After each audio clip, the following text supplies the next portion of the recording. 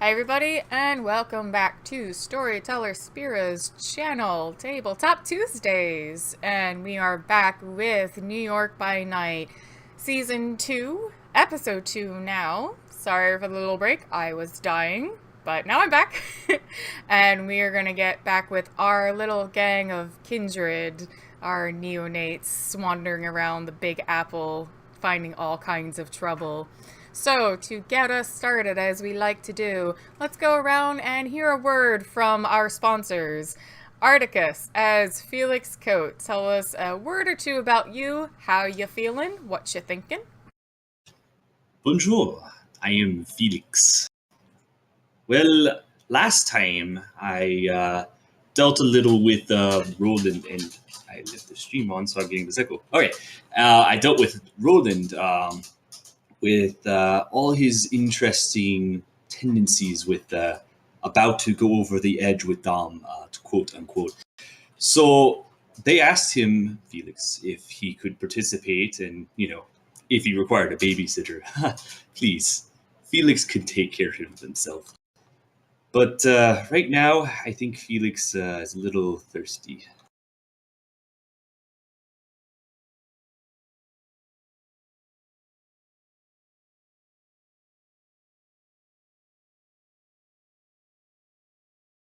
Hey, I'm Mike.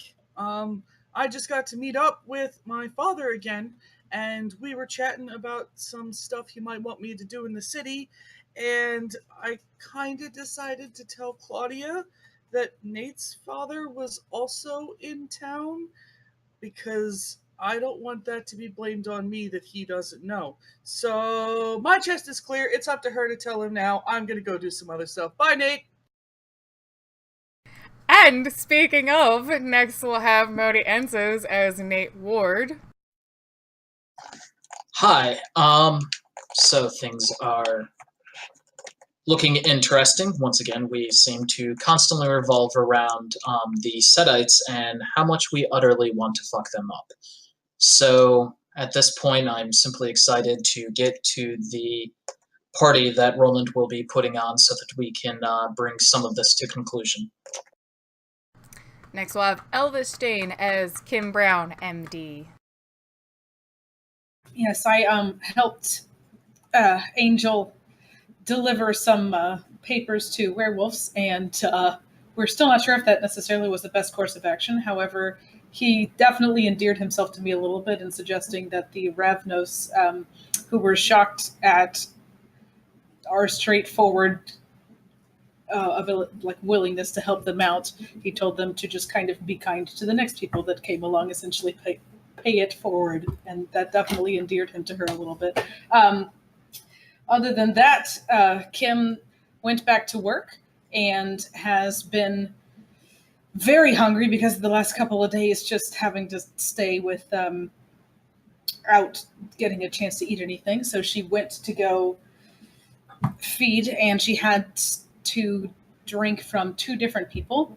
At the moment, she has two sets of memories wandering around in her head, and it's not entirely pleasant. One gentleman she drank from had a fairly good life, it seems. It's impossible to know without actually asking him, which is impossible since he's in a coma. And with he was a grandfather with a granddaughter that he loved very much. And the other one was a junkie who is trying to recover from an OD and did not have the greatest life, so it's an interesting juxtaposition to try to work around. Other than that, I am trying to still avoid my sire in the hospital at the moment while trying to catch up on work. Next we'll have Zabani as Angel Vargas. Hey, it's me. So like the doc said, we went and delivered some paperwork to some werewolves. Figured, maybe if they get pissed off at the same people we're kind of pissed off with, things might end well for us. Who knows? But beyond that, I came home, had a nice meal with my ghouls, if you know what I'm saying. And like her, I got caught up on my work. That's just really all I'm doing. And last but not least, we will have Super Chocolate Bear as Roland Jacobs, as we know him. Hello. The only thing that is on my mind are the sets and taking out Dom once and for all. And if I have to spend an entire night walking around with this friend of his, then so be it. That will be what I do. All right, perfect. So, just a quick little recap from last week, at least where we ended. As you heard from some of our PCs already, Ike reached out to Claudia after running into his sire and Nate's quote-unquote father, figure of sorts. He spoke to Claudia explaining that he didn't know what to do with this information, but he needed to get it off his chest, and he knew Claudia might be the best conduit to solve this little conundrum. Felix was last seen with Roland, Nate as well. The three of them are in Roland's basement apartment, having a conversation about this set-tight situation, and Nate was, in particular, giving Clementine, Roland's child, a little bit of a fencing lesson. Angel and Kim had essentially solved, to a certain degree, this werewolf problem they were facing. They were able to help the Ravnos and Ventru, who were sneaking around Angel's place, get their brother back and get out of town. Werewolves got the paperwork they were looking for, but, otherwise the dice still lay kind of on the table of what exactly any of that means. So we will follow up tonight with everyone's personal drama, as is World of Darkness. First of all, I would like to check in at Mount Sinai with Elvish Dame as Kim Brown, MD. She just recently fed off of 2 blood bags to give her a little bit of an edge, feel a little bit better. Being so low on blood, she was at about 5 blood points, got her up to 7, but wasn't much, and she hadn't fed on a human in a long time. So if you don't understand kindred, that's like trying to live off a Soylent for too long, and then you see a hamburger walking by. So after long enough, she went and fed on a couple different humans, one being an older gentleman in a coma. She's starting to get... She did not fail or botch her rolls, so she is only getting glimpses of memories, but she's still occasionally getting these glimpses to a kind old man with a wonderful, sweet family, just had some, heart problems and wound up in the hospital after a heavy stroke. And then there's this other junkie that obviously OD'd and is in a similar, relatively sedate state for different reasons. So now she is left in the hospital alone, heading back to the morgue to continue her work and trying to keep steady.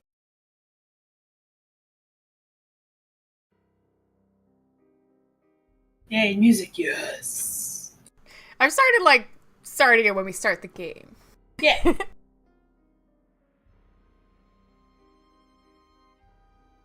So Kim, you find yourself back in the morgue after your little traipse around the hospital to get a meal or two. You have your regular busy work, the actual cadavers you need to look over, and some paperwork. You actually have one body that does look like it is a cover-up job. Pretty simple, however, just some marks in the neck that need to be either completely covered up or marked off as a mugging, maybe slit at the throat, something that you've similarly done before. Yes. It's easy enough. So I am going to throw myself into my work for hours, unless someone comes and interrupts me, because I am so far behind.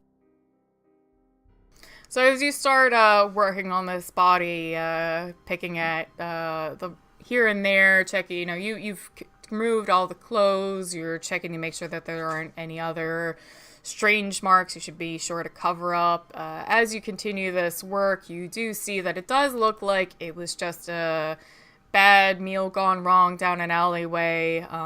Whatever kindred attacked this human was just maybe in a frenzy or something else like that. There was just too many large marks around the neck. So you very carefully take your tools and start making it look like a really bad slash job or a couple shanks in a neck from a typical mugging, something standard like that. But as you start to design this cover-up in your head, you get a large flash of a memory come across your mind from, you can feel it's, and even just, you can tell it was probably from the junkie seeing someone that was actually somewhat close to him, similarly getting like shanked in the neck down an alleyway, and just loud arguing and shouting about like, I'll get you the fucking money, until the knife actually enters the man's neck.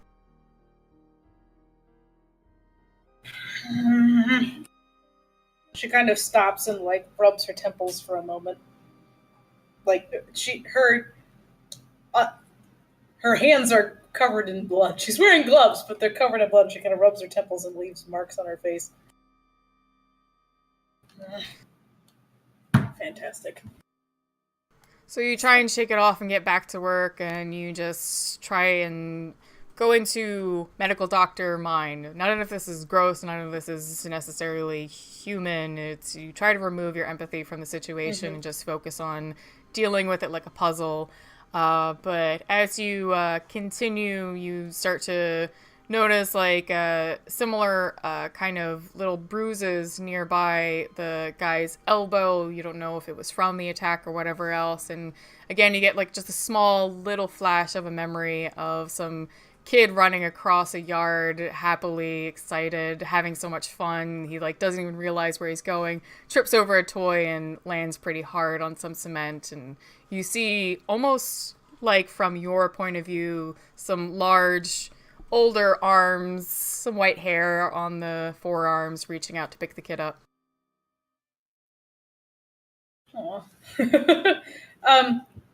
Kim is actually a little confused for a moment before kind of coming back to herself. Because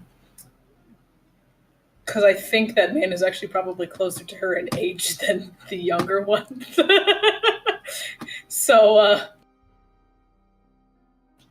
she kind of actually just kind of stops like completely for a moment there before like kind of blinking back, and then is kind of almost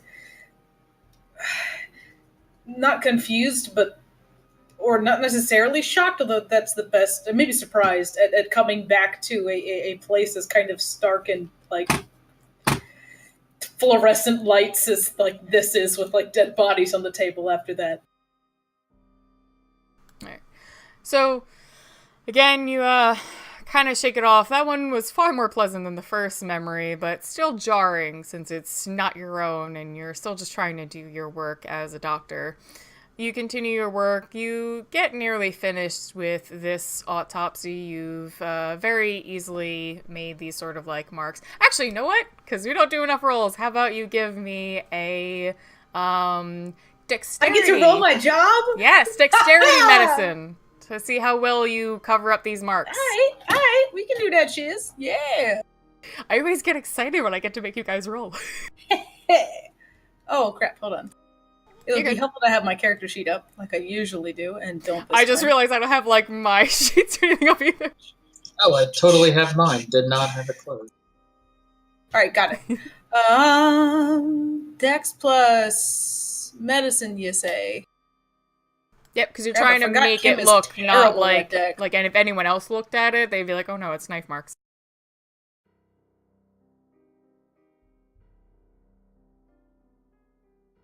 I forgot that Kim is terrible at Dex. Oh, Jesus. That's a botch. Oh boy.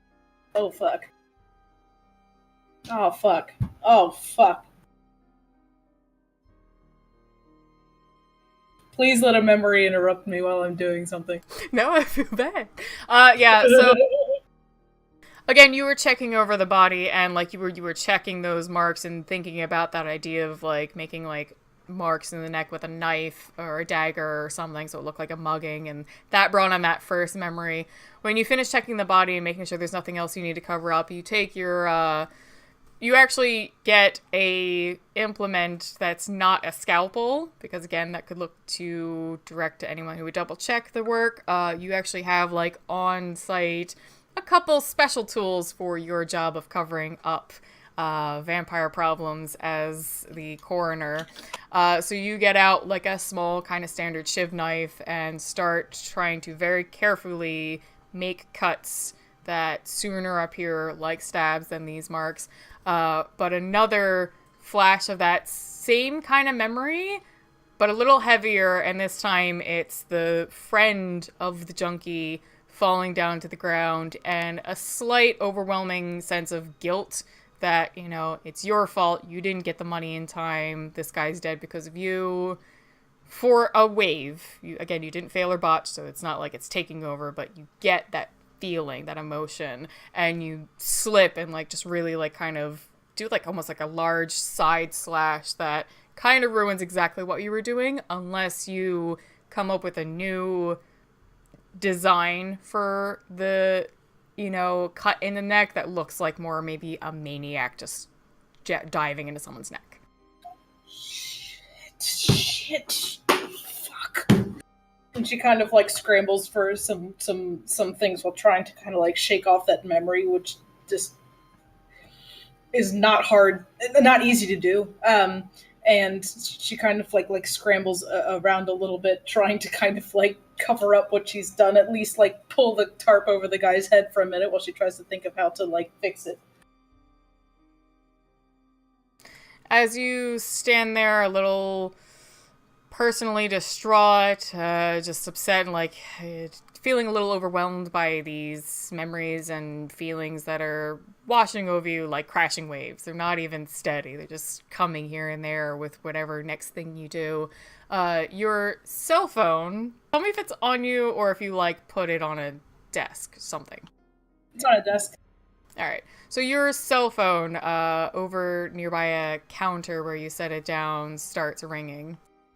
Oh, fuck! No, stop, calm down, stop. What? No. And she kind of like shakily peels off her gloves and like throws them away and kind of like hurriedly rinses her hands before kind of running over to the phone and swiping it and kind of leaving it on speaker. And she's like, "Yes, Dr. Brown." Hello, Dr. Brown. This is Nathaniel Hatcher. Of course, I hope you remember we had a dinner a little while ago. Yes, well, I just wanted to reach out to you. I hope this isn't a bad time. It's never a bad time for you. What did you need? Oh, I just wanted to check in. I know Dr. Netchurch had left you with a copy of his work, on the kindred blood system, as far as he's understood and devised a well, for lack of a better term, a scoring system, as it were. I was wondering if you had a chance to look it over, and was wondering if we could maybe meet up in the near future for a little chat to see about your own personal work. I'm very much interested. Oh, yes, certainly. I'm a little bit backed up with work today. Oh, of course. I'm sorry. I didn't mean to intrude about... I understand you have your full-time work at Mount Sinai. Oh, thank you. I appreciate your understanding. But yeah, we could absolutely schedule an appointment soon. I would love to appoint it. I'm sorry. I would absolutely love to meet with you, yes.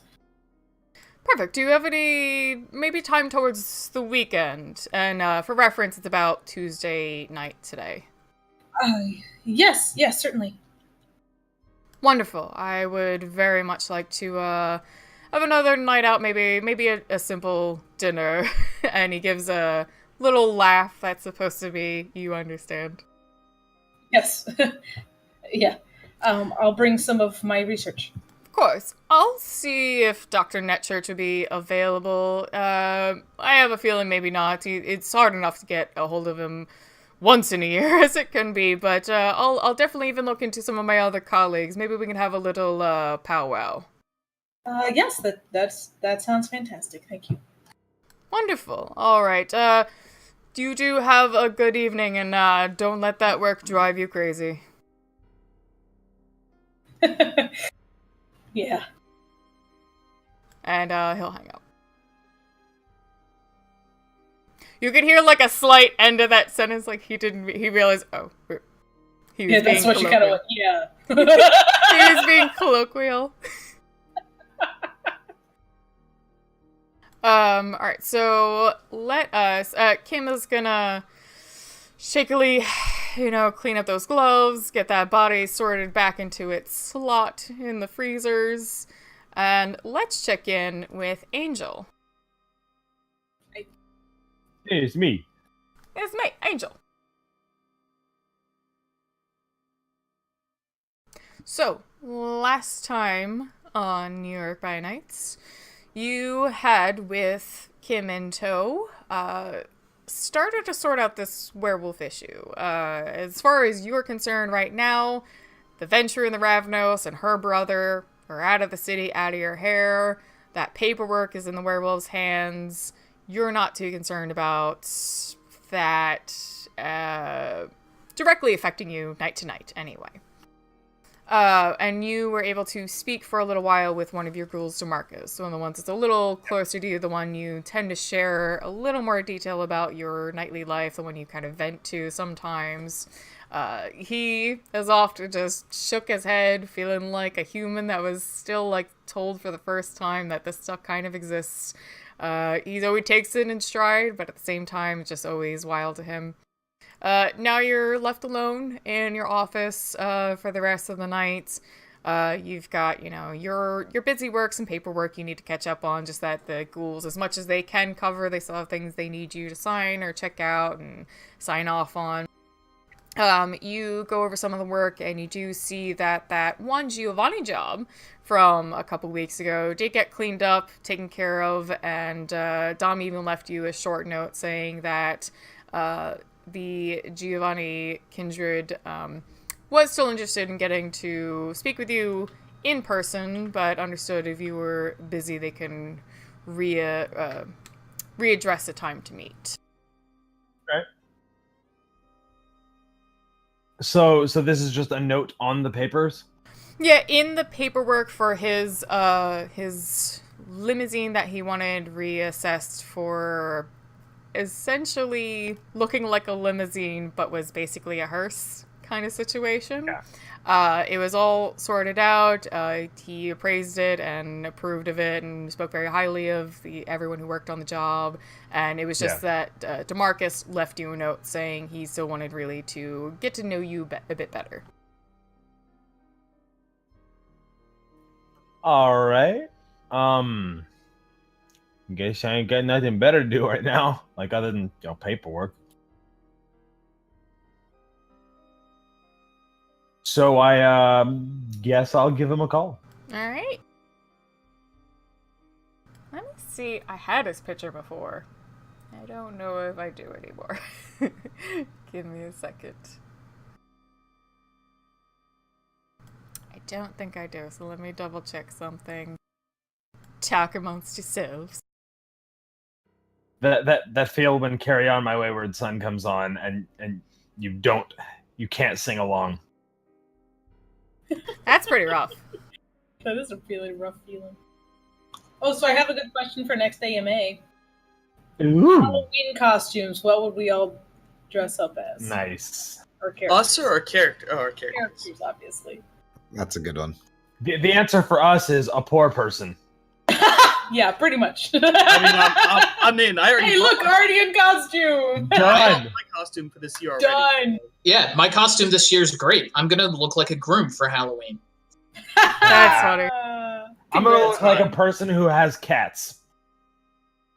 That's accurate. The reference being the cat hair that I will be wearing. Perfect. Okay.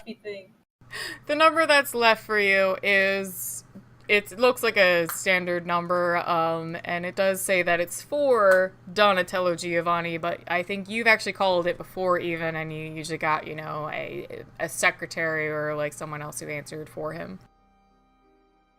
Alright. I will call it. Okay. So you go ahead and give the number a call, and after a few rings, you hear a young woman's voice answer and says, Giovanni Residence, how can I help you? Hey there, it's Angel from Celestial Customs. I was just, hoping to talk to Mr. Giovanni about the job we did.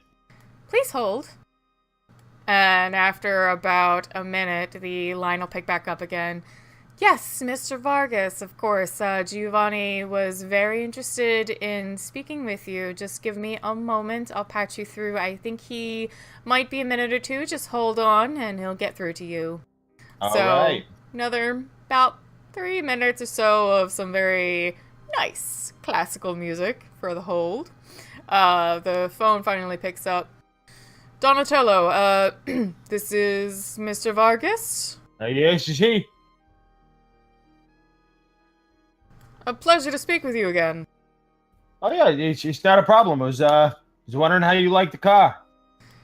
It is perfect. Your associates at your car shop did a wonderful job, and as far as I've been able to check, there's no extra trails I need to worry about dusting.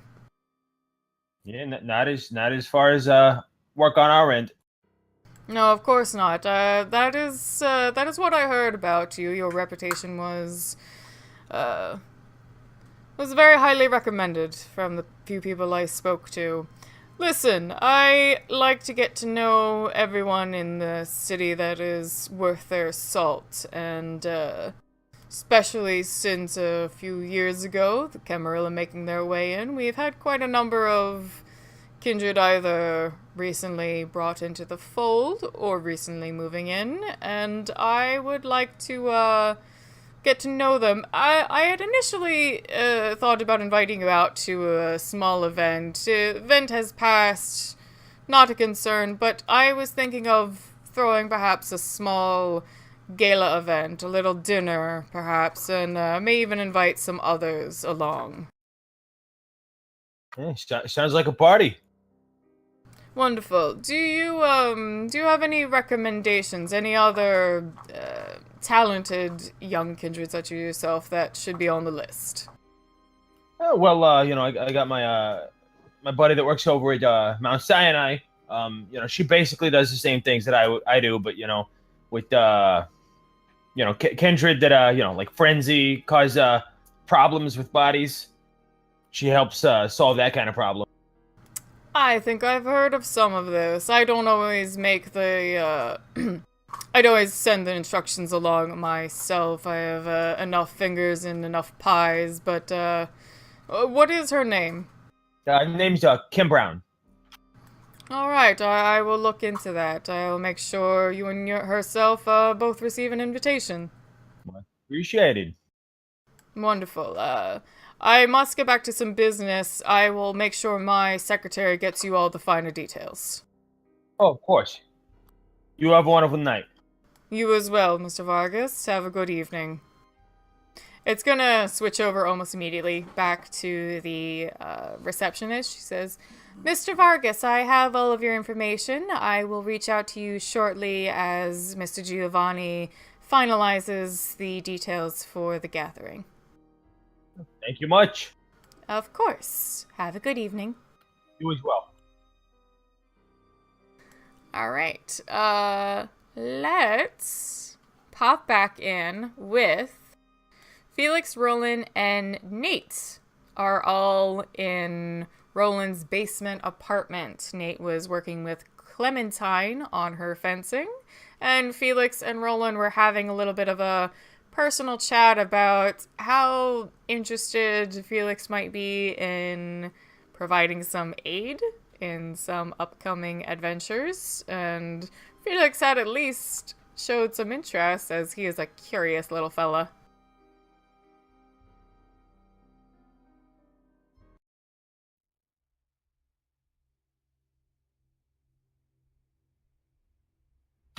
And I'm assuming Modi is still giving Clementine some lessons. Yeah, they were doing very well, in fact. Clementine did quite well with the last couple moves. Nate was trying to have her practice, and even a couple newer feet placement and things like that. She had finished off with a large flurry, throwing up her rapier almost as if she was a gymnast. Just very excited that she did it so well.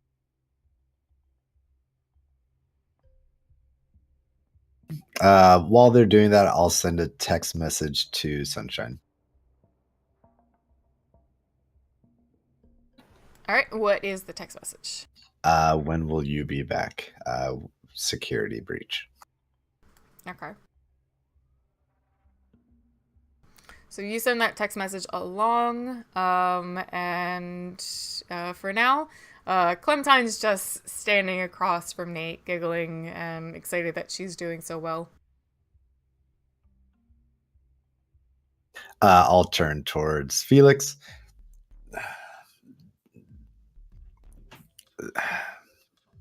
Are you going to be staying here? Do you feel safe doing so with the recent activities, or will you be finding somewhere else? Well, I'm pretty good at having little alarm bells if something comes around, so what I'm saying is I can earn my keep. You also said something along the lines of hiding the entrance. How does that work? That would require hiring a different one of my kind, but yeah, they can basically. And Spirit, did you review those rules? I didn't, I know how they work. It was a matter of trying to decide for sure if that would work in a manner that wouldn't keep the place hidden from humans. I am leaning towards that it wouldn't, but I'm not against Felix doing some extra research to find a way that it could work against maybe even specifics. Fair enough. Well, it would require hiring someone who knows how to do that, or probably weeks upon weeks of my own research to figure it out. But basically, it just people just kind of ignore it. It's typically used on more full buildings, but this is kind of separated enough that no one else is really coming down here. Possibly could use some knickknacks on the elevator, jargon, lingo, etc. Would say Nate wouldn't be able just to walk by, right? How does it determine who sees it and who doesn't? You need to know what you're looking for in Spirit. I think you need like a passcode.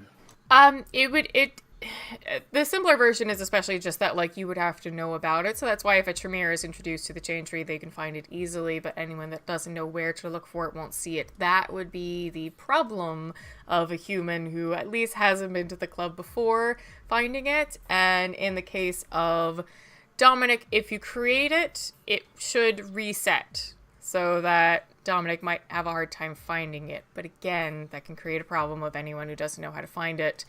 At best, that might create a situation where it has to become a very exclusive invite-only situation and not just you see this club, it looks nice, walk in. Yes, but there is some potential problems with it too. This is a club. It has a door that you probably have. It's open to guests, I assume, yes? Yes, it has a door, Felix. I'm sure you know that. I meant it was open door policy, I believe. To clarify, you can tell them it would be like an area of effect and not just the basement.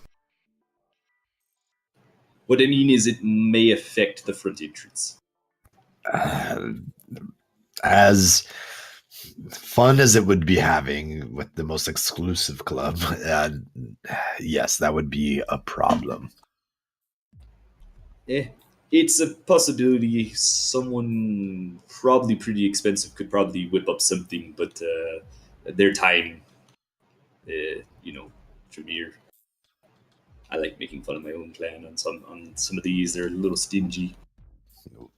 Well, I guess we'll try and have to figure out something a little bit more simple than that then. Or I might be able to whip up. Actually, I had a little bit of idea. I could find possibly a wraith, a ghost to sit here and kind of warn things, or maybe make it like a golem. No, Felix will. I'll figure it out. Don't worry. I don't need my house haunted by ghouls or golems. Clementine turns around, and after about a year or so of Roland showing her a bunch of horror movies to get her a bit more attuned to her new life, goes, "Wait, what?" Nothing, Clementine. Just keep on practicing with Nate. Felix is just telling jokes. Nate also turns with Clementine and is staring at Felix with that look of, "Are you joking right now?" Felix will, with his high charisma, go, "Oh, yeah, no, I was completely joking. That was obviously high charisma right there. Ignore the man behind the curtain."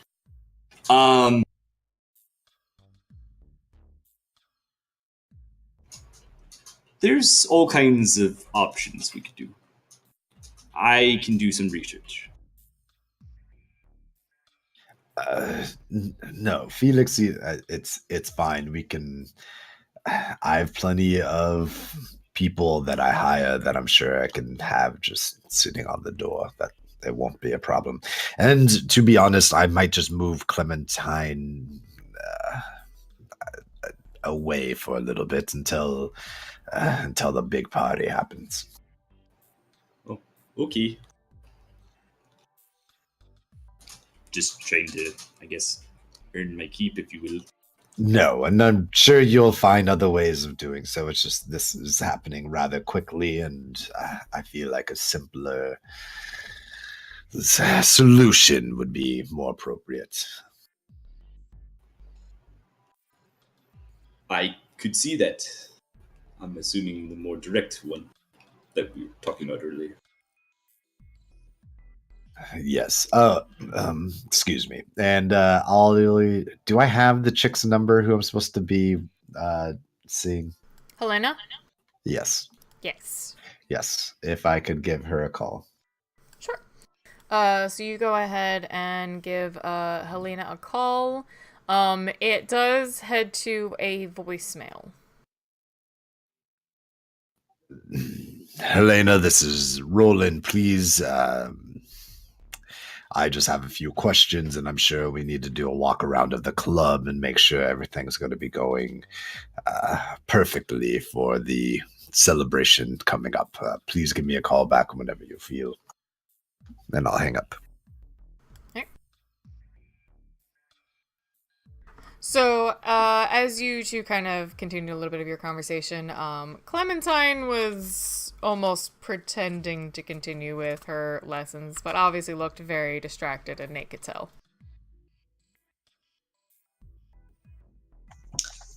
Now, Clementine, if you let things like this distract you, that's not going to be, that's going to be very detrimental. Pay attention. She mostly snaps to, "Sorry, Nate, I was just, interested about, what's happening around here.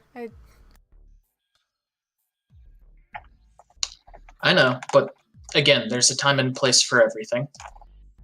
Alright. And I'm gonna have her roll.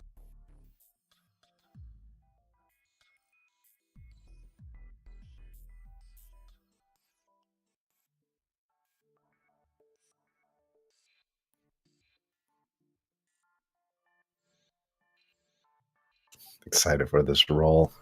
Ooh. Rolling like her sire. I love it. I love you, Super Chocolate Bear. Yeah, no, Clementine is heavily distracted by this talk about who's going to be possibly guarding the place.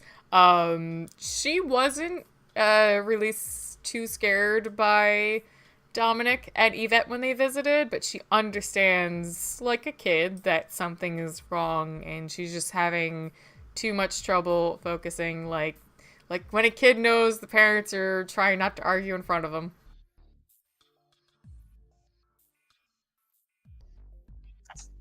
If she's that distracted, I'm going to easily put her in a position where give her a nice little, not like hit, but just like slap with the saber, like pay attention. This is why. Ow! She's gonna, grab like her shoulder where like you probably like hit her. It's just, sorry, Nate. I just want to know what's going on. Roland, are we moving?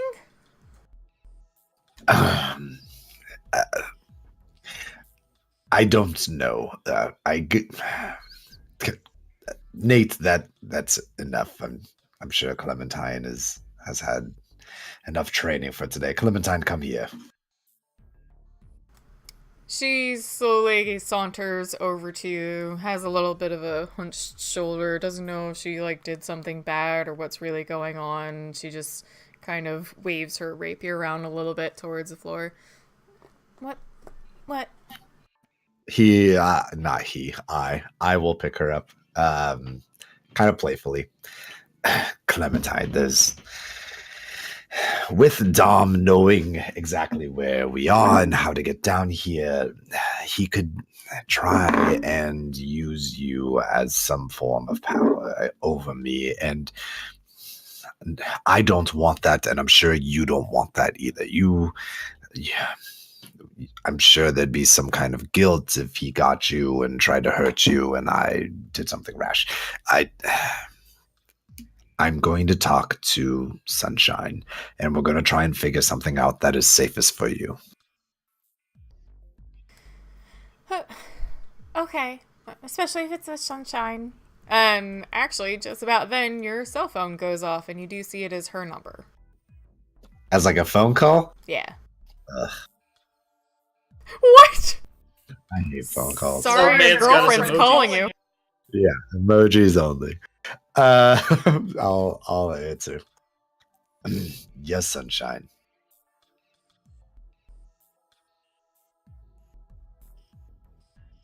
How many times do I have to tell you it's O'Connell? Anyway, O'Connell. What the hell's going on? Dom found out how, I don't know, but he found out where we live. And not only that, he came down into the basement and questioned Clementine. What? Is she alright? And you'll actually hear just next to her, a little muffled because it's from the other line of a phone, you'll hear Benedict's voice. What's going on? I think you're cut out during the first 5 seconds of that. You'll hear from the other line, and you'll hear that Benedict is with her, and he goes, "What's going on?" Am I on speakerphone? Could you hear me if I talked, or is he just asking her that? No, he just hears her going, "What?" Oh, gotcha. Okay, slow down, Roland. So he got down to the basement, right? Is she all right? Everything's okay? Everything is fine. Yeah, I don't know if he was just showing his hand or what he was doing, but yes, everything is fine. Should we come back? I mean, we're in AC. It'll take us a little while, but one, need blood, and two, we might need a safe place for Clementine. Yeah, all right. We'll try to be back before sunrise.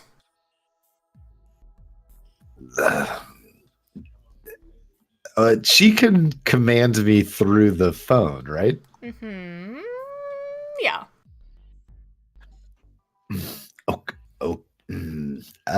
I'll kind of turn and walk away from Felix or earshot of Modi. Nate, O'Connell, I need you to I don't know how to say it. I need you to tell me to behave until I see you. What do you... ow. You can hear Benedict fold his arms over the phone because he has that big leather jacket. And you can even hear her step a little, a couple feet away, and...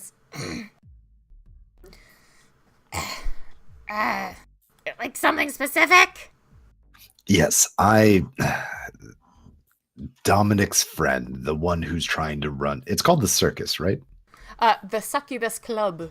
The Succubus Club. I don't know why I kept on saying the Succubus. Well, the they Succubus Club. kind of refer to it like as a moving carnival, but it is called the Succubus Club. Got you. Dom's friend who's trying to set up the Succubus Club.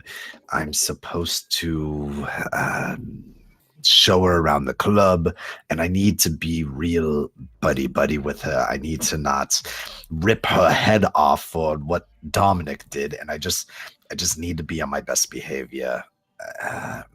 And I just need to... All right, I got it. Look.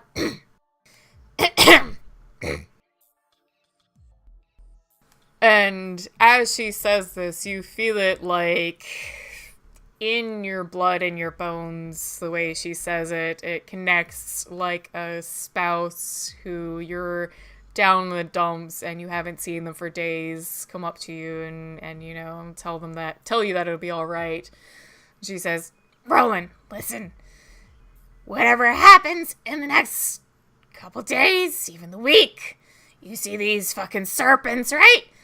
You need to keep it cool for Clementine and for yourself. Don't lose it. Don't start any fights you don't need to. Just be as chill as you can, right? So just act like nothing's out of the ordinary. Work with these people so you can fucking eventually take them down. Got it, sweetie? No one would see it, but like a big kind of smile would kind of come over Roland's face, especially when she says the word sweetie. Yes, O'Connell. Thank you so much. If you feel yourself losing it, just think of me and Clementine, right?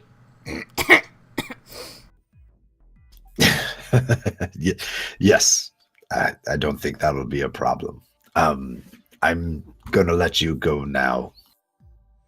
Yeah, I'll fill Benedict in. We'll be there as soon as we can. Thank you.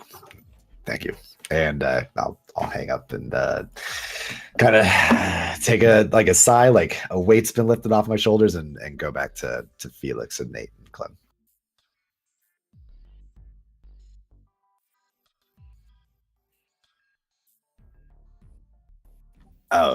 Well, what time of the... It's pretty early, right? Or what time did we end at?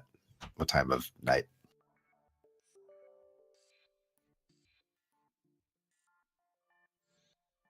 I'm assuming Spirit knows, but they're in a deep conversation. Is mommy and daddy I fighting? think we'd gotten to like noon or 1, or midnight or 1, sorry.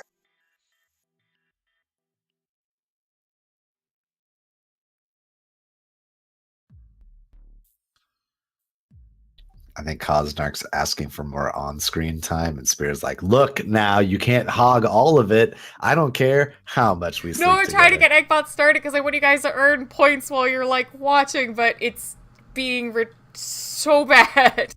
No, you're good. Anyway, I don't want to lose track of where we are, but I can figure it out. I can try again over break. What was the last thing you said? That I walked over kind of with like a smile on my face back to Nate and Felix and Clementine. A little bit of shine in your cheeks. Yeah, but I was also asking what time of night it is, if it's late or if we're still early. I can't remember. Right. This time of night, it's getting, I believe, from last game, very closer to 2. So it's like, you got time before sunrise, but it's at, like, figure out what you want to do and get your night done. Oh, shit. It's weekend, isn't it? Isn't this club night? This is a night that the club's open?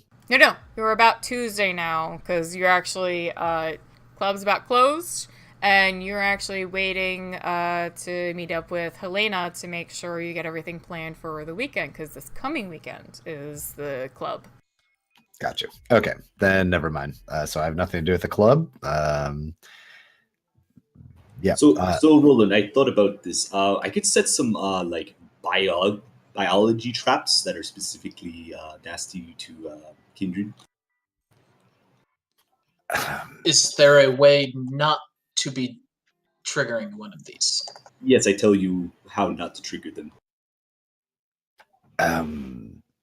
Felix, with the most respect, I don't think I should have my child running around in a place full of booby traps for specifically her kind. Ah, right. Sorry. Yes, right. Kindred, that small. Right. Clementine, Sunshine, and Uncle Benny are on their way here, and I'm sure that you will be with her. Is there anything you want to do until they get here? She gives a soft shrug and looks back over at Nate and, I don't know. I feel like I'm done with training for tonight anyway. But she does actually look over at Nate again, like, and then she looks really shy, like a kid who doesn't want to say what she's thinking.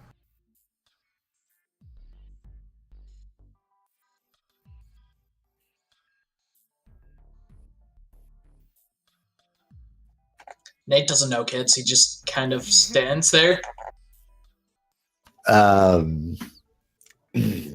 Clementine, just say it. Well, and she looks back at Nate, and then to Felix as well. Well, I mean, you guys are friends of Roland's, right? But I mean, I don't know much about you guys.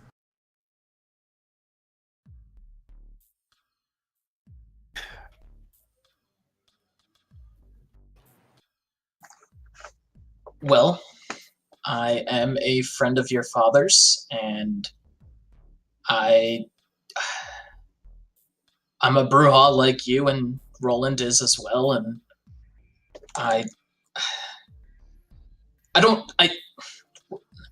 I'm sorry, I'm bad about talking about myself. What would you like to know, Clementine? Clementine looks between Roland and Nate with a bit of a furrowed brow. What does Bruja mean?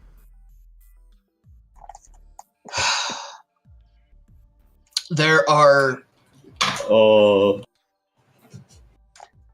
So you know how you might have black hair if your parents have black hair when you were a human, or blonde hair if your parents had blonde hair. It works kind of the same way as a vampire. Because Roland was a Bruja, and he's the one who turned you. You are also a Bruja yourself.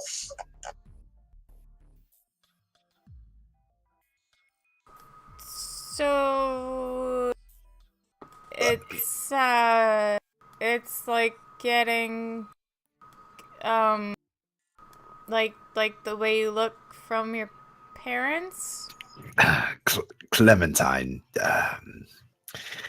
Nate's parents were white, so he is white. My parents were black, so I'm black. Your parents were... She's mixed, right? You're laughing. Yes, she's mixed. Your parents... No, she's not. I'm sorry. Is This she is not? just She everybody pulled else up. on screen is laughing. Your parents are black, so you're black, but they have these stereotypes with us of, if you're Bruja, you have to be this way, and it doesn't matter what clan you come from or what clan I am, you get to be whoever you want to be, and people are going to they're going to look at you a certain way if you say you are Bruja, and they're going to expect you to be loud, and they're going to expect you to punch someone in the face if someone says something wrong, and you don't have to live that way. So just don't care if you're Bruja. You get to do whatever you want to do. Okay, but what does he mean? I've never heard the word before.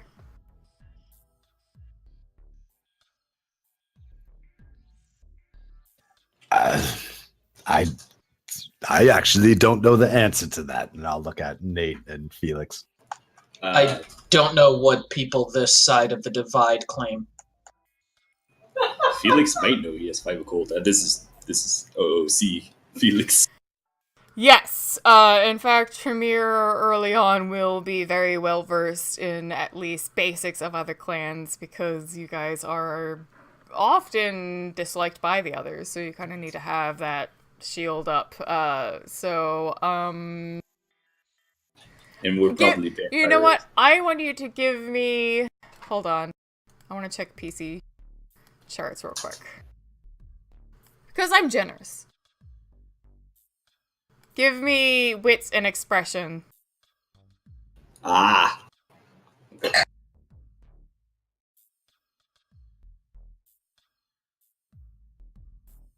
I haven't rolled in like months. I know. I'm so sorry. I take role playing literally. On 6s, I assume. Yeah. It's 6 unless I say so.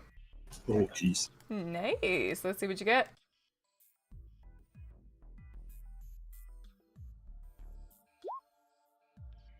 Alright. Go ahead and explain it as Felix would explain it. Yeah.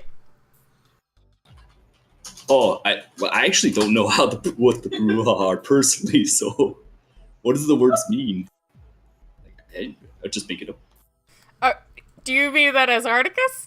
Yeah. I don't know what they mean. I will give a little summary and I would like you to flourish it. But so what you would have probably learned as a Tremere, and again, you know, every clan has their biases and things like that, is you would have been told probably that the Bruja standard idea of them is that at worst they can be brutish thugs, easily fall into the idea of a gang. By their blood, they are very passionate. They fall into idealism and personal struggles and things very easily, and they will become focused on them. Not necessarily loosey-goosey. They will attach to something that is personal, but they find something they attach to. And they are, as far as kindred-based things go, more easily affected by frenzy. And that on the best aspects you would have heard as a Tremere is that they came from a long line of philosophy warriors. Although, depending on who you heard talk to you about it, some will be more biased and say, like, they claim that, but they're thugs, and others will say, no, that was their history, but now you have some thugs that don't know what to do with themselves. Right. Okay. Yeah. There's the history I wasn't sure on. Gotcha. Well, the Bruja are pretty ancient. Do you know what a skull is, Clementine? What did you say? Skald. Okay. She's gonna shake her head. No. There's great stories from Norse mythology of like the Vikings and of Thor and Odin, and they talk about the Skalds, which were like warrior poets. They were both strong and able to sing or tell great deeds, and they were very passionate people. That is, in essence, what the Bruja are. Clementine's gonna look between Nate and Roland with a very wide-eyed child hearing a very interesting story for the first time kind of look. Just, really?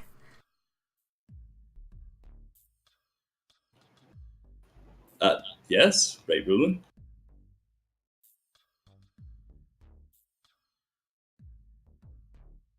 I don't know if he heard me. Say that again? Oh, I said yes, right, Roland? Yes, that's it is correct. But like I was saying, just I don't know. Some people just think about us in a certain way when they hear Bruja. So it doesn't mean much. You're not just like how Sunshine and Uncle Ben are. Nosferatu is what their clan is called. They are no different than you and I in any large way. Right, because we're all, and you see her trying, looking for the word. Kindred? Exactly. We are kindred, and that's all that matters. But what about those ones you don't like? Oh, Setites? I don't like them for their actions, not because they are Setite. That makes sense. I mean, yeah, like, I remember in school, I mean, I guess we were kind of, it's kind of the same thing, like, some people didn't like me for the way I looked, but like, other people didn't care, because we're all just in the same grade, it just didn't matter. Exactly. You shouldn't hate any clan just because they are part of that clan. You love or you hate or dislike a person based upon their actions. That's the only thing that matters. Clementine gives a pretty solid, like, smiling nod at that. Yeah, okay, I get it. But, and again, in a, like, looking for a sort of, like, familial acceptance between Nate and Roland. But we're Bruja. We're a specific type.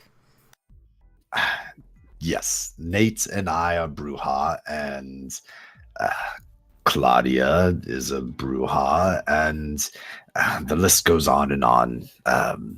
There's plenty of us in the city. Felix, are you Bruja? Did she say Felix? Sorry. Yeah. No, I'm Tremere.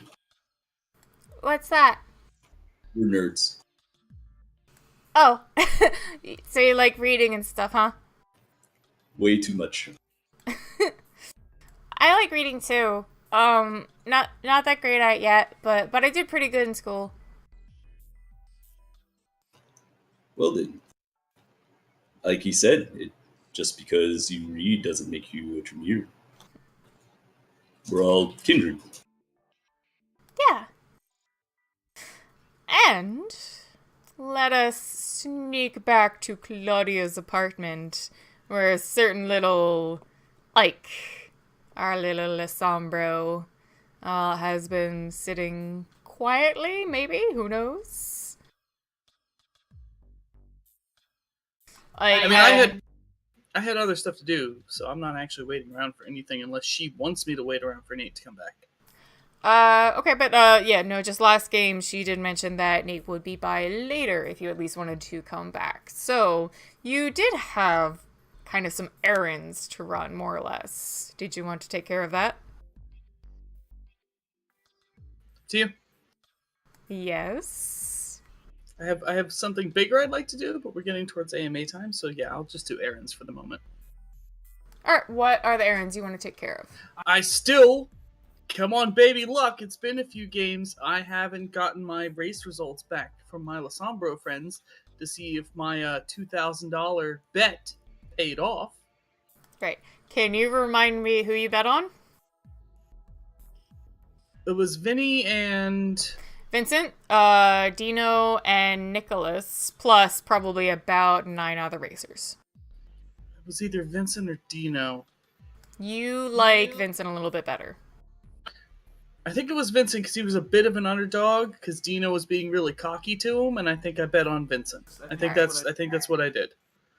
But someone may have watched the video and later will correct me and take all of my money away. I hate you. Just in early.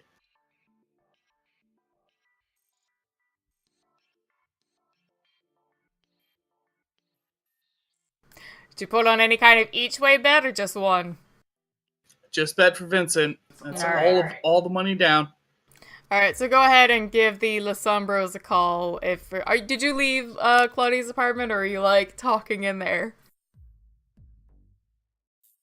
I mean, she conducts business in the middle of her living room all the time. Why can't I? Yeah, I'll call up Vincent and just ask him, be like, hey, sorry, it's been a few days. I got caught up Do with it some in business, character. Hey, sorry, it's been a few days. I got caught up with some business, but I was wondering how that money went that I gave you. Yeah. Hey, Ike, man, you're as close as I was. Fucking Nick beat me out, though. Oh, Look, Well, that's okay. I mean, it's a bet. That's why they call them bets, right? They're not sure wins. I appreciate it though, man. No hard feelings. Don't worry about it. Nah, man, I mean, I feel pretty bad about it. Like, let me at least give you half of it back. Do you give half of the money back to everybody who bets on you? No, but, Well, and... we're good. Don't worry about it. I'll have more money. You'll win for me next time. Alright, you know what? I'll take that 2,000. I'll put it in my car just for you to make sure I win next time. How do you still have the money when you lost it in a race? Cause Nick works with them, so he would have gotten some money back. Fuck Nick. Don't take Nick's money. You're an independent vampire dude. You don't need no Nick. Right. Alright, Ike, I'll make sure to win next time for you, alright? Don't make promises you can't keep. It's cool. I knew it was a long shot. I didn't need the money, so figured why not put it on you and see if we could win anything, you know? But don't worry, I still got your back, man. Fair enough. Hey, don't be a stranger. We'd like to see you around again. Yeah, I was around before and you guys were missing, but we had a bit of drama. If you happen to see just no worries, but if you do happen to see kind of a crazy Malkavian girl hopping around on the rafters, just tell her I'm not there and to go find Kim somewhere else. Don't. They're crazy. It's, you know, the Malkavians. Don't worry about it. Just let her know we're not there in case she shows up. No, I mean, like, if you talking about some of those people out from, like, Coney Island? No, a Malkavian, not an anarch. No. The Malks. They hang out by Coney Island and that one power plant down south. Tell me more about these people? The Malks? Yeah, they hang out at a power plant in Coney Island. What? No. There's one power plant. I think a good handful of them hang out there. I mean, there's a couple places, you know, these people. Oh, no, that's fine. I just didn't know about that. That actually sounds kind of cool. Are other people allowed to go there? If you want to give it a shot, I ain't saying it's dangerous specifically, but you never know what you're gonna get with Malks. Kind of like a box of chocolates, that old thing. That was really cheesy. You know that, Vincent? I'm serious. You bite into one, you have no idea what the hell you're getting. You don't know if you're getting some coconut cream or some dynamite. That sounds like my kind of risk. I mean, I did put a bet on you, you know? You want to go trolling in the Malk territories? Feel free. Alright, I got a few other things to do, Vincent. I just wanted to check in on that. Thanks, man. And really, don't sweat it. It's no big deal. Yeah. Alright. I'll talk to you later, Ike. I'll talk to you later. I might be by later. Sounds good.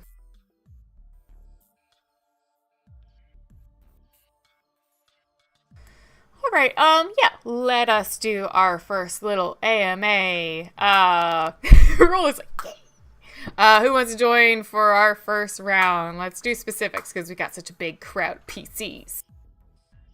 Angel and Felix. Alright, let's start with Zabani as Angel. Everybody in chat watching the game, and our PCs as well, because you guys come up with fun stuff too. Go ahead and ask Zabani as Angel Vargas questions about himself as a player or as a player character. And we will do that for a few minutes. Let me get your portrait up and your music going. Hey, it's a me. It's me, Angel. Oh, and because I don't have any questions yet, I have an answer to Elvish Dame's question of what his Halloween costume would be, and that would be a shitty werewolf costume from Party City. just to be a snarky smartass. Already got that one. Coconut cream or dynamite? No, it's a sliding scale. You can pick something in between.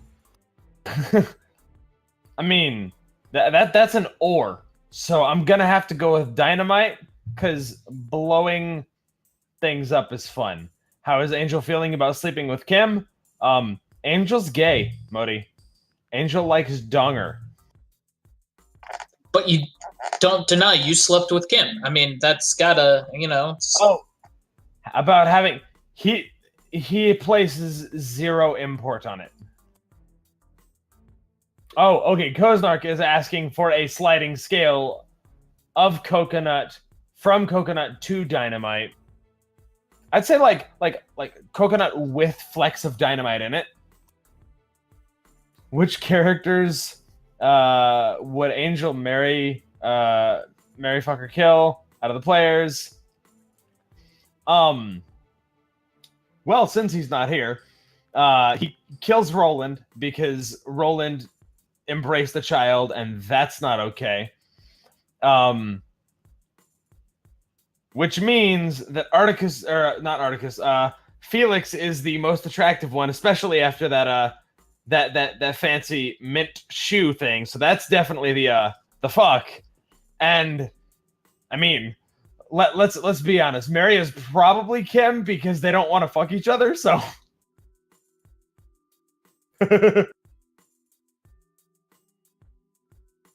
not fuck Nate. He could have as many dongers as you want.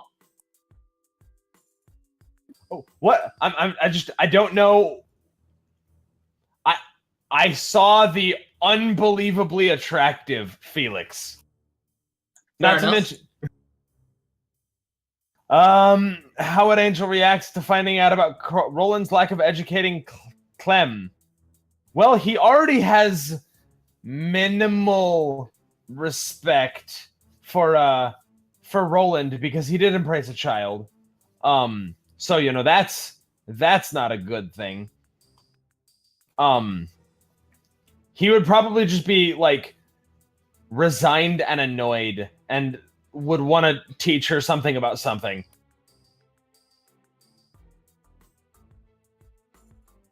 Should I take over from now? Yeah, sure. I have one more question, but go ahead and ask Felix or Articus all of the things. What is the worst car issue that Angel has had? Well, the worst car issue that he has had at Celestial Customs would probably be something along the lines of a actually his current car, his baby, the 69 Camaro, I believe. My brain is not braining right now. Yeah, the 69 Camaro was completely fucking totaled when he bought it. So that took a lot of fucking work. But before he got embraced, he dealt with a lot of shitty junkers and just garbage cars because he worked in a regular shop before his embrace. Alright, so Elvish queued up one really early. What Halloween costume would Felix wear?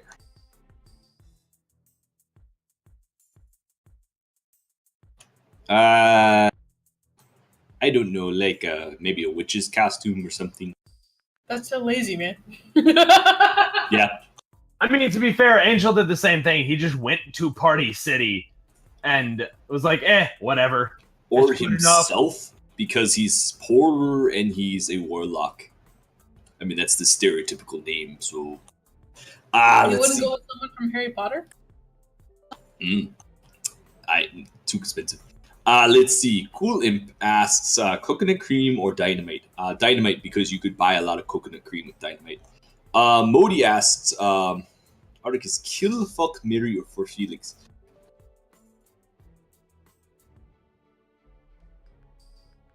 Well, let's see.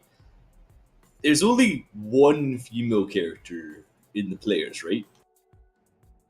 So obviously he would fuck Nate. Let's see. Who would he kill? At the moment, probably Ike, only because he's been the most jihadist. Let's see. Who would he marry?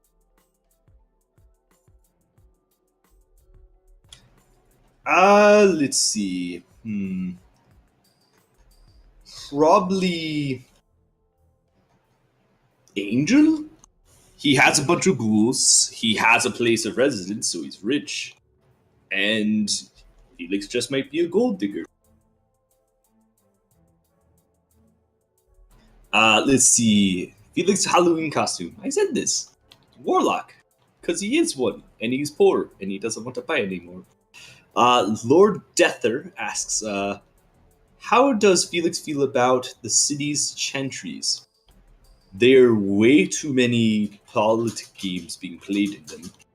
They're way too well. At least one of them was incredibly fancy. I believe it was the one where Ephraim sits, Lord Ephraim. I know I got the name somewhere, but it's like of the 5 something. But yeah, it's way too fancy and makes him absolutely uncomfortable. The one that's a college kind of feels like the dorm feel where he went to college in Quebec for linguistics.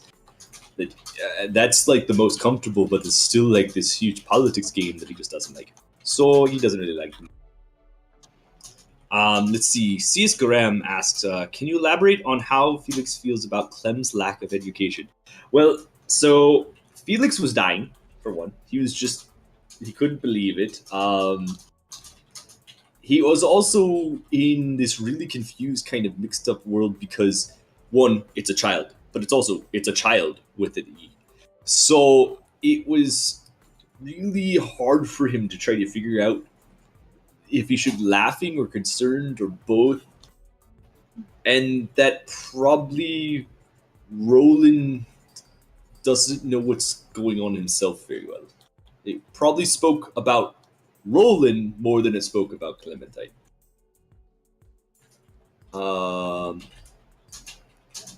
At least she's learning the right stuff, which is sword fighting. So at least he's a good father. He has given her self-defense. Someone's saying about educating my child with an E. I believe that's. Oh no, at Articus. Does this is Lord Deather. Does being a spirity runaway nature dude affect this? How does he feel about cities? Yes. So adding on to what does he feel about cities, chantries? No. It's because of what happened at his previous chantry that he has an aversion to them in general. He only reached out to them because he found his knowledge stunted. So this was an opportunity to try it again, and he came from a smaller one, so this was just too much. I mean, he came from a all right city. I think it was Auburn. I want to say. I'd have to double check. But yeah, this is way up the level where Auburn was like 5 people. And I believe that's everything for me. All right.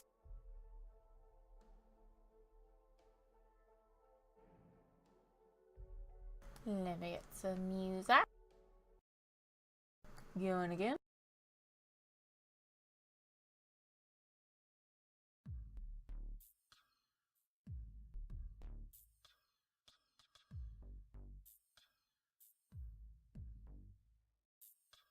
All right. Let us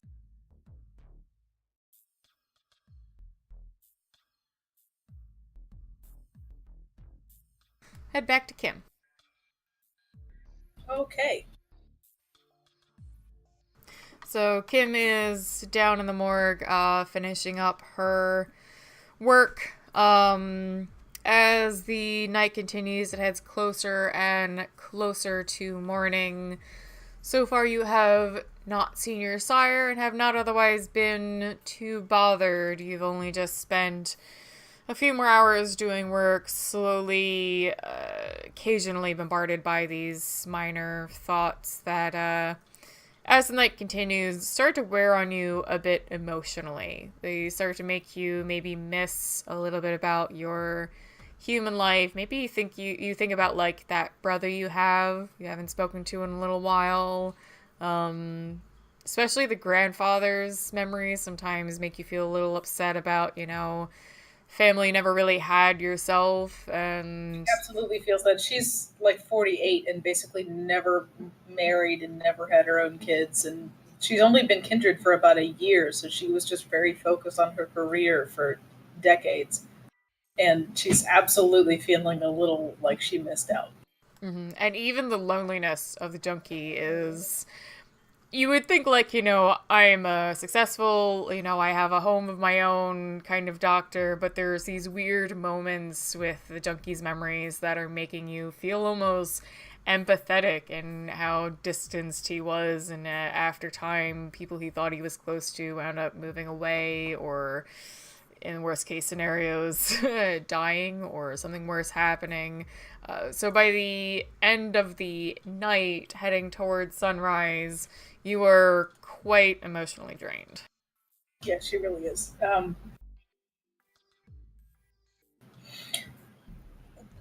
She doesn't quite know what to do with herself. She just kind of like sullenly like cleans up what she was doing and kind of like mechanically puts away all her like implements and instruments and washes her hands and like takes off her dirty lab coat to exchange it for a clean one to wear out, and just generally looks kind of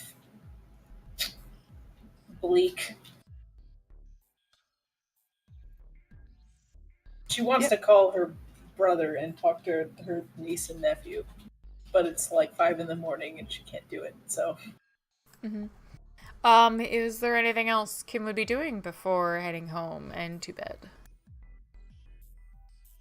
well, no one contacted her that they needed her, and she really did need to get work done. I'm sorry to like kind of put a halt on shit.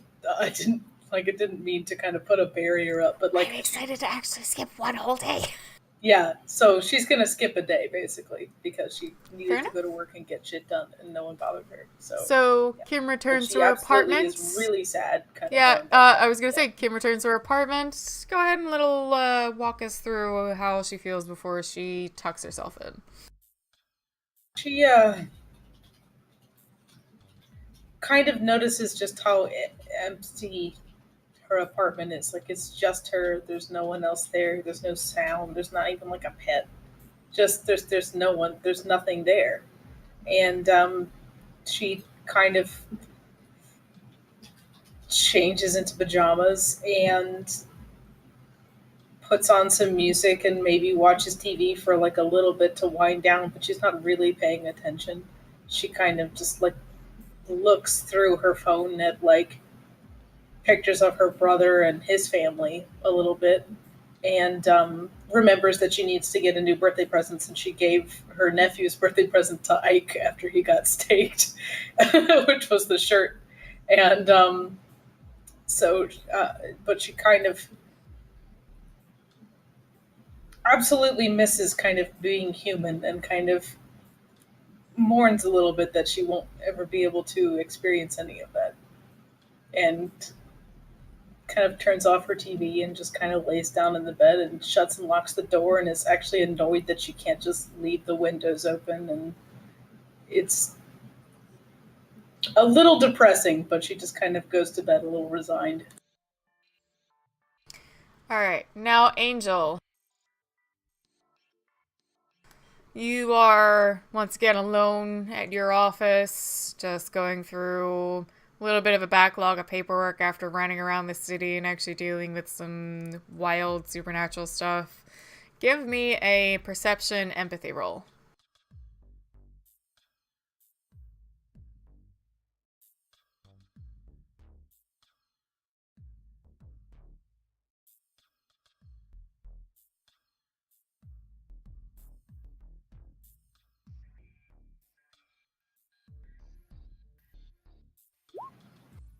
Jesus.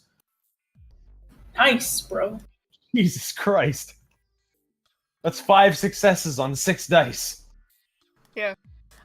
So don't take this as what might have otherwise felt like a fail. In fact, what it is you're sitting in your office and looking around, and you start feeling just, memories of this place, even before you got the money to really turn it into what you always dreamed of for your business. And the ghouls, as you met them, you can like almost like see these instances of DeMarcus and Tanya walking through in and out, and the way your life has gone over these last couple weeks, and how it had almost reminded you a bit of the war, how wild and crazy and just upturned everything had been for a while. And you even noticed that spot on the floor where the paperwork had been, started making you think about your sire and how much she means to you, and how much you thought for a moment you were really being betrayed by her, but it turned out, you know, she was just a little bit of a pawn in what seems like a bigger scheme of things. Right. And as these feelings and memories kind of start to overwhelm you a little bit, it is getting closer and closer to morning. Are you going to stay at the apartment you have above, or go elsewhere? Tonight I'll probably just stay, in the cot that I have here at Celestial Customs because it's easy. It involves less work. I don't really have anything at my apartment. No purpose to going back. Alright, and back to Roland's apartment, where Roland, Felix, and Nate still are. It is eking a little closer to morning, as I mentioned.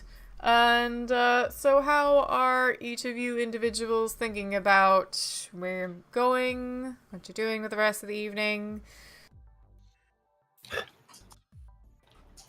If we finish up everything at Roland's, I'm just going to head back to Claudia's.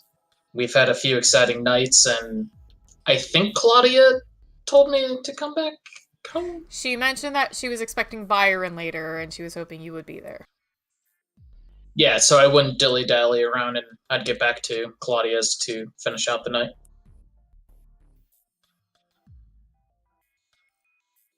Alright, how about Roland and Felix?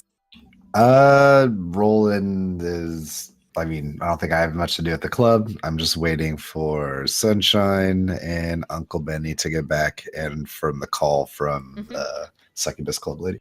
Right. Felix, what are you doing? You gonna stay another night? You gonna find somewhere else? Well, Felix does want to stay a night, but he also does want to get a bite. Yes. And he's contemplating in his head, should I be picky or should I not? He is a picky little pickle. You do have at least 2 human phone numbers. 3, that's right. You, Pepe Le Pew. I know. I'm like, I wrote them all down here. I'm like, which one do I call? Well, he liked Lizzie the most. Yay, that's my favorite. I like Maria a lot too, but... No, I do like Maria, but Maria is going to be his ghost buddy. Yes. So, even though she probably knows the supernatural a little more now, it's still ghost buddy. It's strictly friendship at the moment. Alright, I would like to know, atmosphere-wise, though, do you call Lizzie in Roland's apartment, or do you step outside? I don't know if we step aside. Well, first thing I'm also going to ask is probably to Roland. Roland, do you have private areas in your club? In the club, of course. No one should be in the club, right, Spirit? Like, it's a Tuesday, there shouldn't be any workers. So like the whole upper, he could literally have the whole club to himself, right? Pretty much. And the upper floor is cleared for sunlight, basically. Like, Gotcha. even the first floor, like, the windows are basically blacked out. Like, so, like, but first floor is 100% clean. Or top floor. Well, not exactly, but we're closed tonight, so if you need the club, feel free, it's yours. Oh. Okay. I guess that works. Thank you. And then Felix will, I guess, go upstairs and check out the second floor because I guess no one's really there, so he can get this party started. So he can go up there.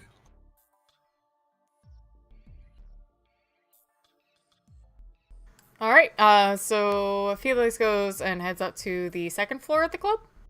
Yes, Right. that's where he'll make a phone call. And Felix is probably 10 billion times better at this than I am, but we'll try. All right. It is about like late into like maybe even like closer to 4. So go ahead and give Lizzie a call. It starts to ring for a little bit and eventually does answer. Hello? Hello. This is Felix. Sorry, did I wake you?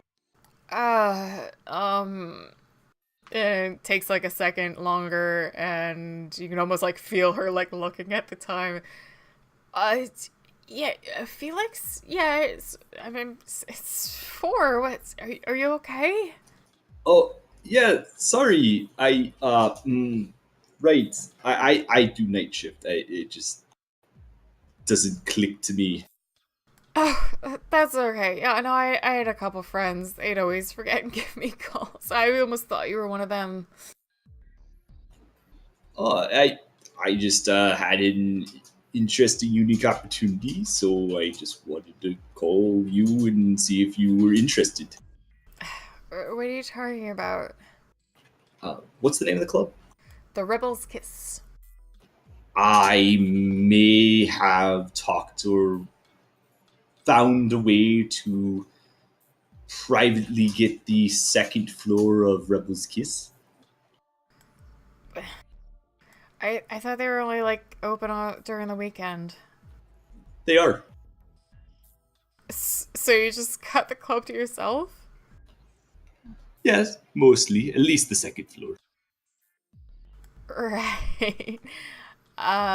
Is that why you're calling? Yeah, it's just seeing. Just. I apologize. I'm calling you early in the morning. I didn't even realize. I don't know. I got No. the opportunity. And you'll like hear her. You'll hear like her. You'll hear her like she's like shuffle as like she sits. I was like, how did you wait? You're like friends with what's going on? Yeah, I'm actually friends with the owner. Okay. Something like that. I imagine he might want to punch me every once in a while, but you know. Are we're buddies. You inviting me over? I'm sorry. Yes, I was, but it's so early. I apologize. I got excited. I get a whole floor by myself. I'm by myself. I mean, is it just like this? It's not even this evening. Is it just for like a little while? Oh yeah, it's just for a little while. You'll hear a little bit of silence for a moment, and then she you can hear like kind of giggling a little bit, just you know what, give me a couple minutes. I mean, like, I'm in my PJs. I won't get in the cab like this, but I'll, if you're still gonna be there in a few, I'll meet you there if the doors are open.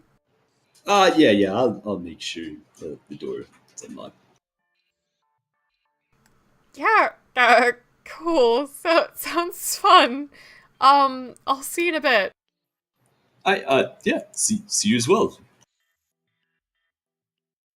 All right. Okay, Felix is gonna set up the mood. Gonna get some candles. They probably don't exist in this place, but at least get some music going. Make sure all the Yeah. blood is wiped up from the second floor. Oh, well, there may not be candles, but there's a candlestick. Hey! Angels, And stop if you that. want music, Angel, stop it! there's like a whole sound system up there. So Oh, yeah. you're good on that. Yep.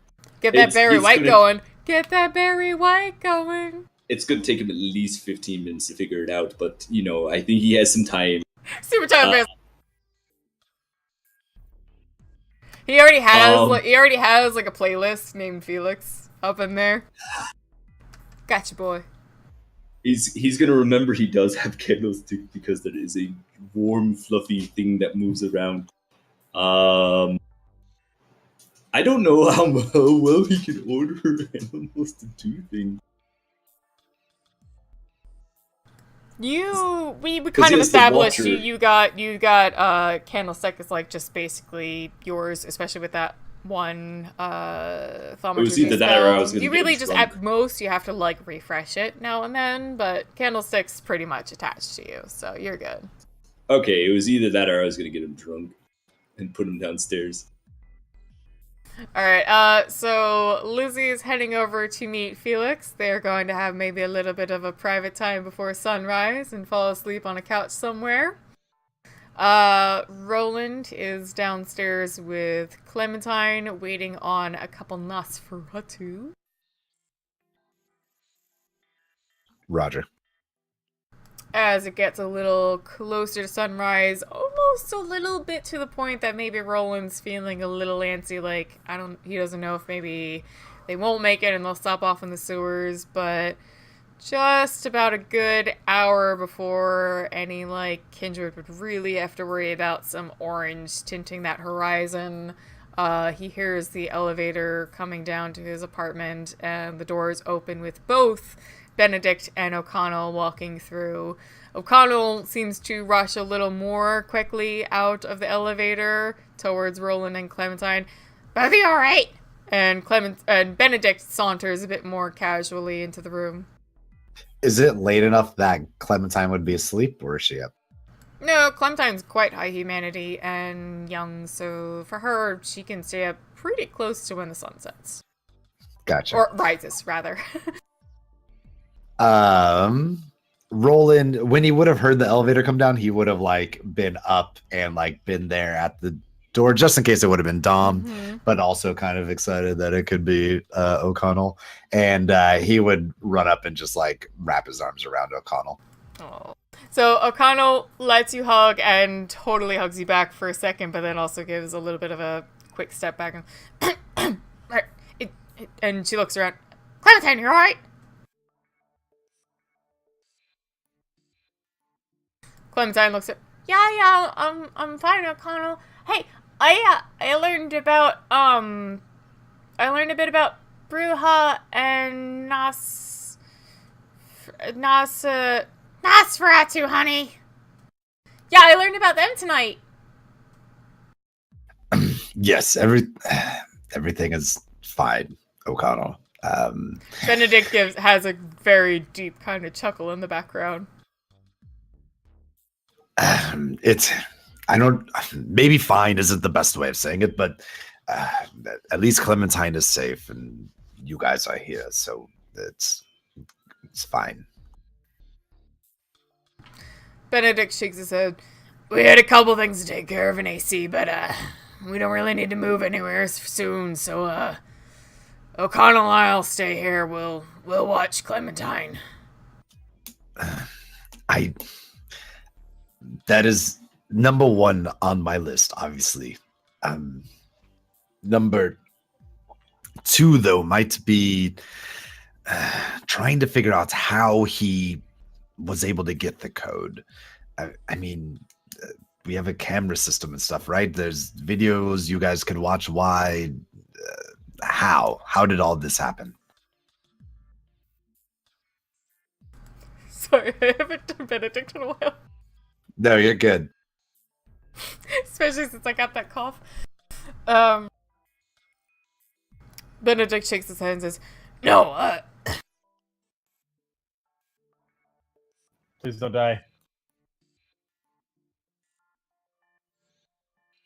Roland, look, like I said, we had a couple things to take care of, but we're here for now. We'll make sure Clementine's safe. That fucking serpent comes down here, he won't know what to deal with. God damn, how good it sounds to hear that.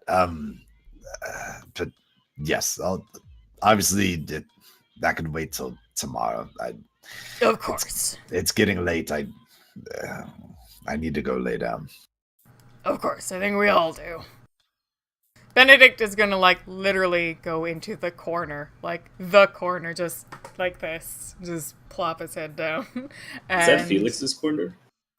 No, it's Benedict's corner, off to the side. Anyway, but O'Connell will, like, find, like, a not too cuddly position in the bed with you and Clementine. Yeah, semi-casual cuddle. Casual, just, she's there for Clementine. For sure. Yep, and then go to sleep, nighttime. And, same night, Tuesday night, Nate, you head back to Claudia's apartment. Ike, are you staying or wandering? It's up to Claudia if she wants to have this conversation tonight. I'll stay. If not, I'm going to go back to Father. So after I will a little literally while, say that to her. Like, if you want to have this conversation tonight, I'm more than happy to stay. But if not, I think I have other places I need to be. Claudia shakes her head, as she often does when she feels a little tired. She runs her fingers through her hair and says, "No, Ike, I will sort this out soon, but I think I need some time to come to grips with what you've told me and where we need to go with this as comrades." Best way I can say it. I just need some time. I'm not dealing with this tonight. It's already almost sunrise. So you are fully welcome to stay here if you would like. I still feel like I can trust you. If you would otherwise like to leave and go elsewhere, I understand.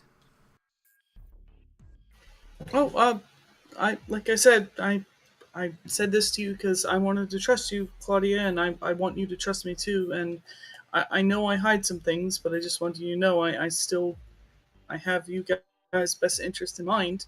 I just didn't know what to do with this, but my absence might be missed after giving this information, so I think it's best if I go back if we're not going to talk about it tonight. Not tonight, Ike. So if you would like to leave, feel free. I think even...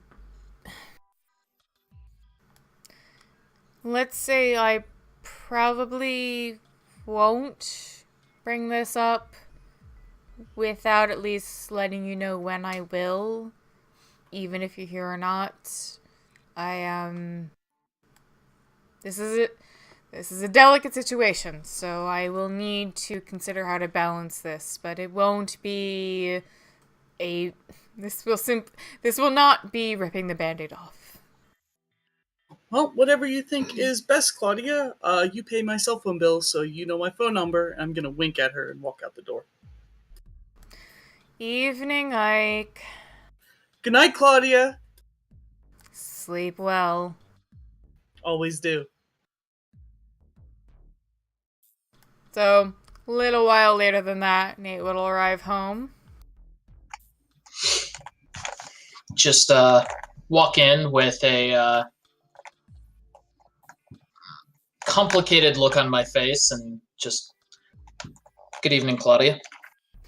Evening, Nate. How have you been? How was Roland and Clementine? I believe you were working on her fencing lessons. A bit complicated with Dominic having broken into his apartment. We were mainly busy with securing the place, and I believe he reached out to the Nosferatu about security measures and other things like that. So it was a interesting night.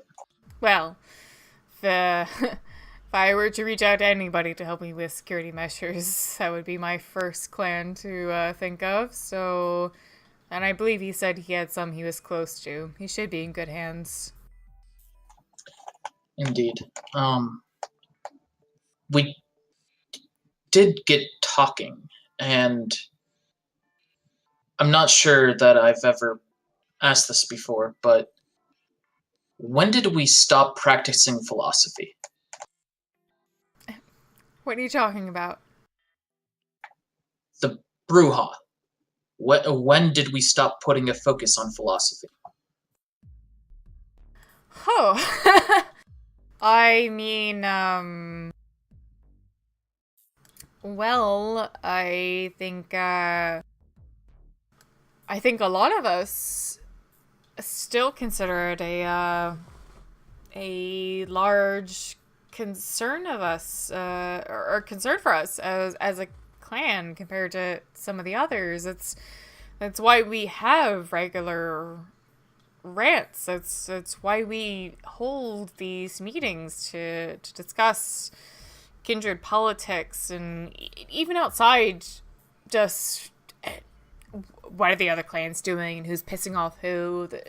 The idea of like, what are we and what should we be doing as a clan, what should we understand about ourselves in a given city.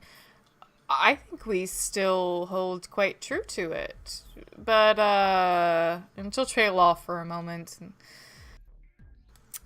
But depending on what clan you've been speaking to recently, of course, there is always this stigma that we used to be great philosophy poets that have just turned into raging thugs.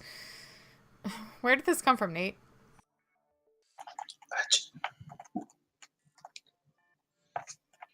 We got a little off topic, and Clementine had actually brought up a few questions that we were looking to answer, and a bit of old history came up as she inquired to where the Bruja had come from, and it's not important, but Roland had a very good point that how little the clan does mean in many senses, that we use it a lot of times as a stigma. And his emphasis was basically just, it's not that relevant, Clementine. You can be whoever you want to be. And while I agree with him to a point, it does make me sad that we do have such a stigma to be rageaholic brutes. And I don't know. There's something noble in poetry and philosophy that I empathize with.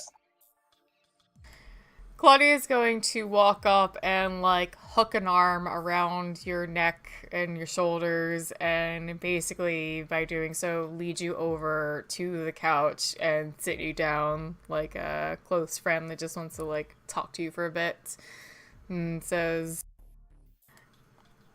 Nate, you had a good education even before I found you. You understand that concept of histories written by the winners, right?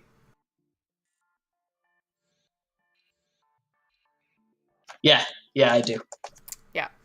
So look, it comes down to the fact that at any given time, in any point in history, there are going to be noble, intellectual, philosophical-based philosophical warriors of the Bruja that were exemplary of the clan and led us as a clan into one thing or another. And there were still going to be stragglers that were maybe even fucking killed off because they were shitheads after someone thought they embraced someone worthy of joining the clan. And that's, talking thousands of years ago.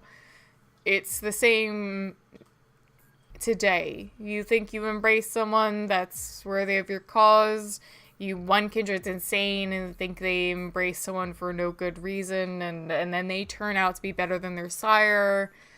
There's no real rhyme or reason at the end of the day if you look at every single case.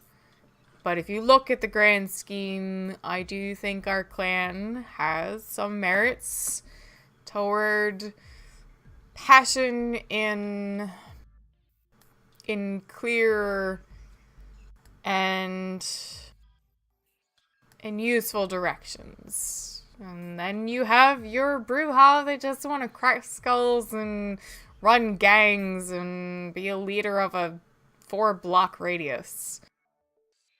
No single thing is going to be correct or the most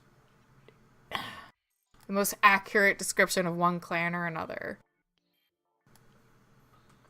It's just understand what you are, who you care about, what your clan means to you, and leave the rest behind.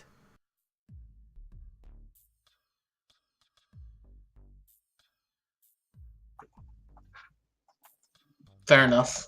I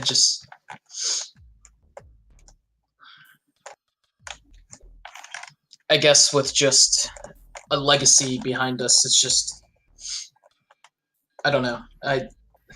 There's a lot of stagnation in the Camarilla. I appreciate what you're saying, but there is a lot of stagnation in the Camarilla. Too often I hear the word term, it's always been done this way, and it's just, I don't know. Wish we pushed a little bit more for change, a little bit more for discussion and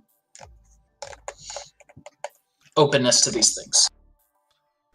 She claps a hand to your cheek that's like, not a slap, but like gives it like a little bit of a, slight slap clap. And she's just like, and that is why you're Bruja.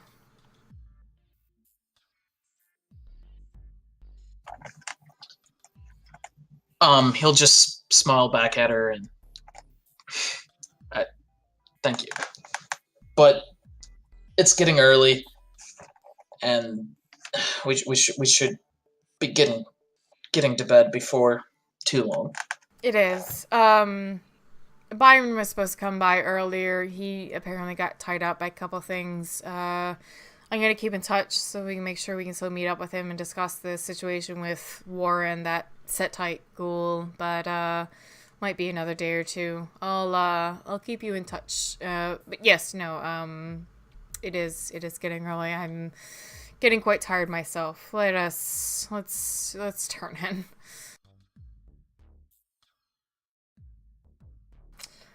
And with just about everybody going to bed, we have, last but not least, Ike. Where are you heading to?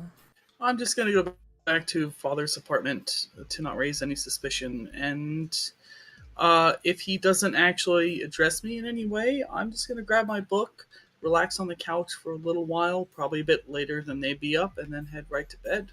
Not really stirring any dust up unless Tim or Daddy Flesh Crafting asks anything of me. Alright. So that will basically be all of our kindred tucking in for a Tuesday night.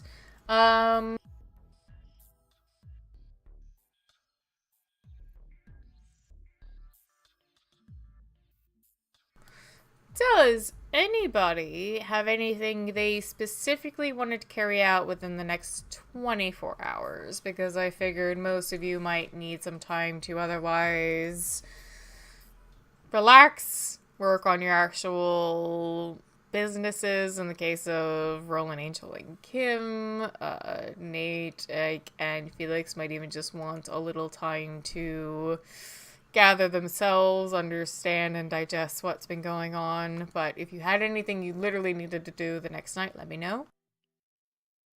I'm just going to be reading, hanging around the house, reading, unless something interesting happens.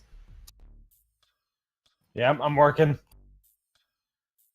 Felix might get a different bite. Wait, what? Get a different bite? He's got a lot of blood points. He's got to stack that up. But that doesn't need to be necessarily on here. Yeah, because if you leave Felix bored enough, he'll go to that graveyard again. Alright, let's say Felix has a nice late night with Lizzie, maybe she wakes up and he's dead asleep, so she eventually sort of like gathers herself and leaves a little friendly note for him, but lets herself out of the club since he won't wake up during that daytime. Everybody else, sleeps through the day, wakes up, and without any alarming messages or anybody else contacting them, continues through an average night of their own. Let's say that Felix, after meeting up with Lizzie, you got a good 2 points, so you're feeling okay. Kim and Angel, you fed a bit recently, so you're feeling all right. Nate, Ike, and Roland, however, you guys have not specifically... Wait, Ike, you did, didn't you? What? You fed recently? Last couple nights?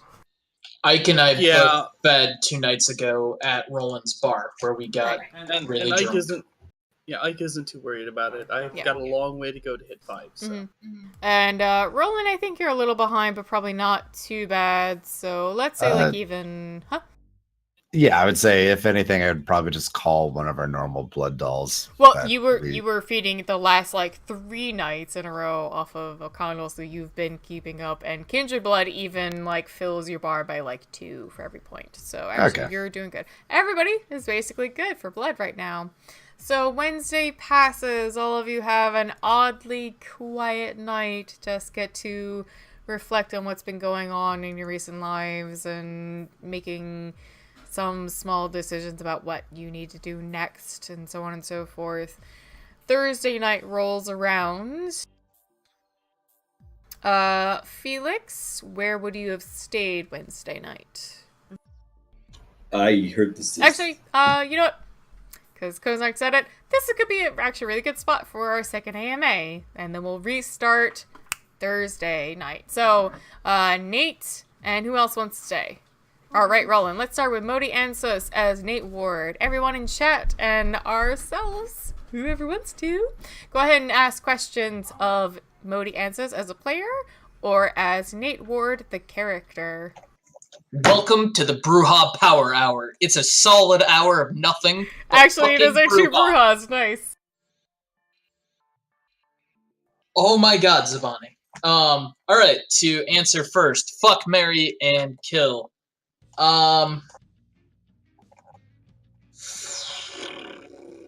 Right now, if he had to kill one of you guys, it would be Ike, because he's a La Sombre, and that's just on principle. He could be a nice guy, but if he had to kill one.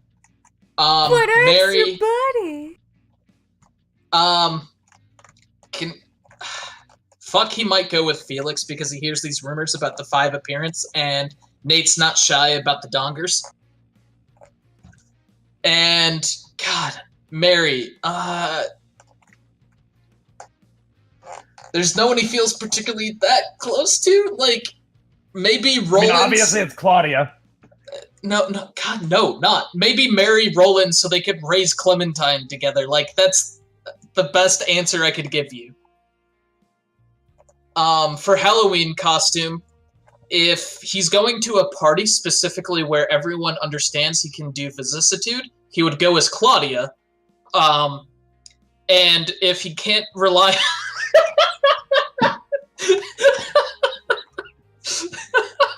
Body, stop!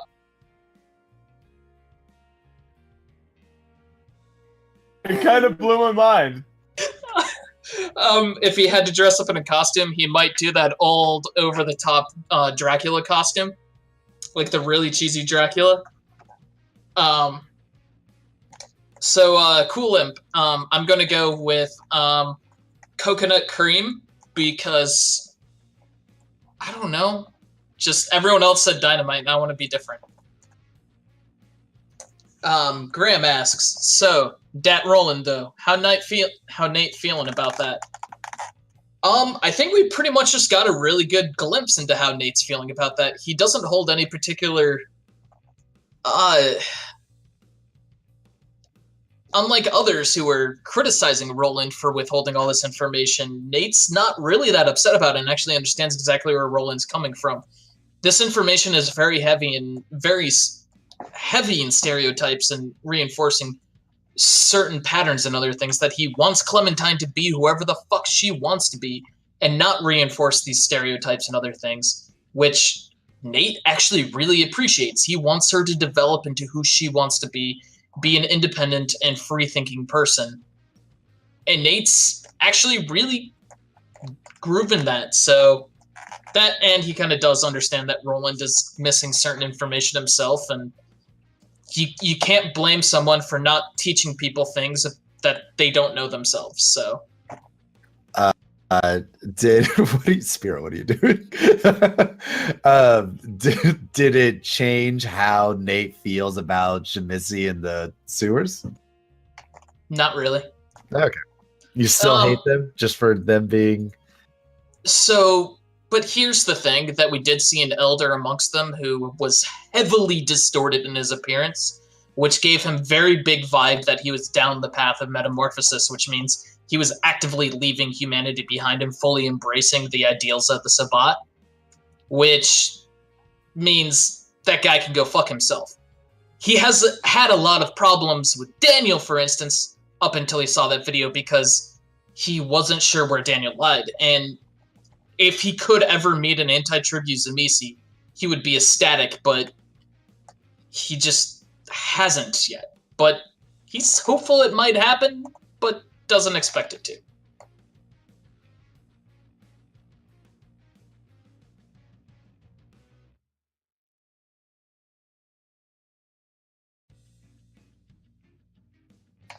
And that's it for me, if we want to pass it over to Roland. Yeah, ask all those questions. Is the first to fuck, marry, kill. Who are my options in this? Is it only the guys? PCs. The PC, so Elvish too.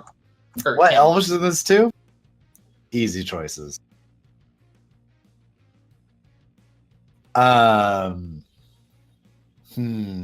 Kill.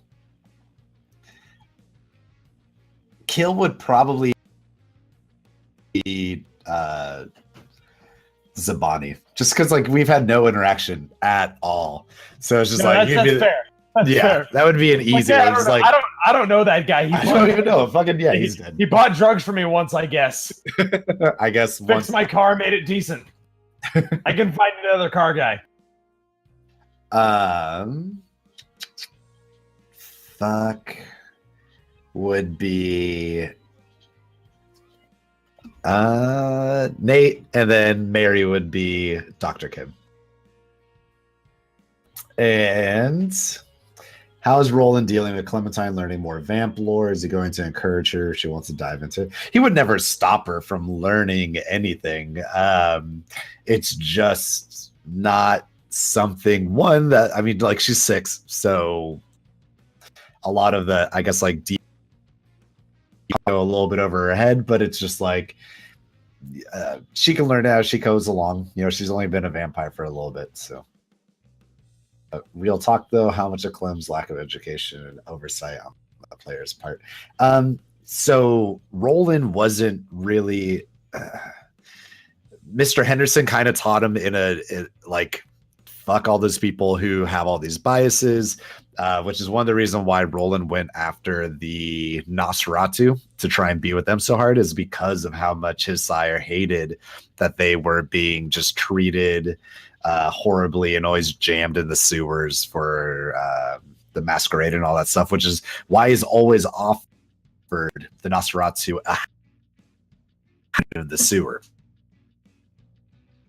So yeah, his whole concept of treating people different because they're in a certain clan is just bullshit. So he's just like, fuck teaching her about clans, so that way she could just have her opinion based on actions and not on biases.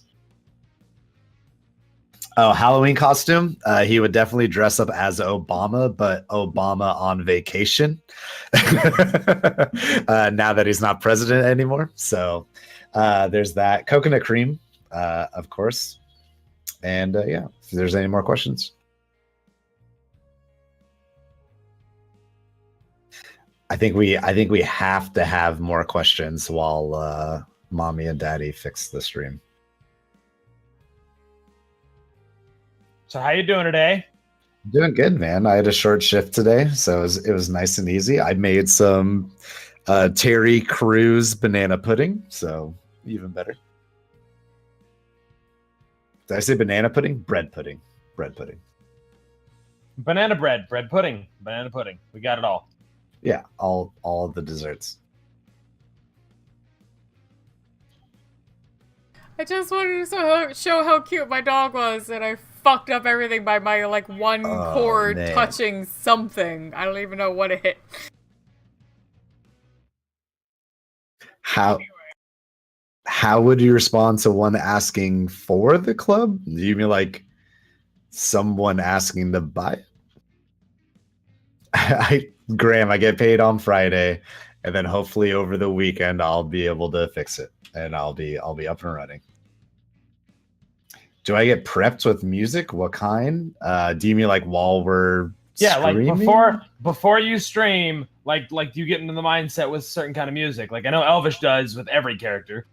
I used to, and it's kind of just making sure that I'm listening to upbeat music that kind of like gets me hyped. My hype music. El Chapo by The Game and Skrillex is a good one. And yeah, any weird trappy rap music that just has a good beat that gets me just energized. All right, I think we're good. Did I stall long enough? 1 second longer. Not long enough. What are you guys drinking tonight? Whiskey Dark pepper. Hollow. Dark Hollow. It's delicious. What Just, whiskey is the buying? Just Maker's Mark. Okay. Simple, easy, cheap, which is the important thing for me right now. Maker's Mark's not even that cheap, is it? Relative to some of the other stuff that I like to drink. Relative to other things, it is inexpensive. All right. Not to mention like some of the really cheap whiskey. Like I guess Jack Daniels is really cheap. Bro, Yeah, come but at me that's when you're Tennessee. drinking Black Velvet every night. I mean Black Velvet, Kentucky Deluxe, man. That's where you need to go. That You're- was our college. That was our college experience, which is Black Velvet. You're talking to someone who likes beer but hasn't purchased a light beer in 5 years. Never? Like not for any occasion? Not No even like occasion. a lot of people coming over. I need Nope. something. Wow. Nope. That's what PBR is for. Yeah, but that's like a light beer. No, essentially. PBR is piss water. Yeah. There's so much worse. Okay, cool. There's piss water, and then there's piss water after you've eaten asparagus. That doesn't mean I still want to drink piss. So here's the train, and here's the rail it's derailing from. I was stalling until Spira was ready. Is Spira ready? Yeah. All right. Okay, we're done stalling. Back to stream. Yeah. Let me get back to a more standard music and not character specific.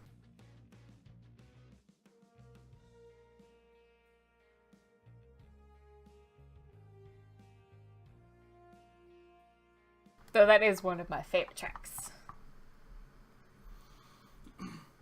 Lord Death Ear has been working on a track for Ike because Ike is just kind of like all up in the air, and he's doing a really great job actually. Like shout out to him, he's been doing pretty badass. And now you make me feel like a douchebag. Why? Did you not like the one he made you? No, I never responded. I did. So, over Wednesday, all of you kind of had a bit of a more personal night. None of you had really been in so much specific contact with each other, and had just had time to review things that were happening to you recently, things that were affecting you personally, all that sort of things. Kim, especially, she had a quiet night Tuesday for the most part, other than her phone call with Nathaniel, looking to speak with her over the weekend. And especially over Wednesday, still again was very quiet. She hadn't heard from any specific kindred about anything strange. That werewolf business had essentially been wrapped up. which left her a little alone with her thoughts, which started gathering even after the human blood had left her and she was no longer having the actual direct flashes of human memories from those people. Things just started to build upon her, and as Thursday night progressed a little later, she started to feel just a little tired in her work.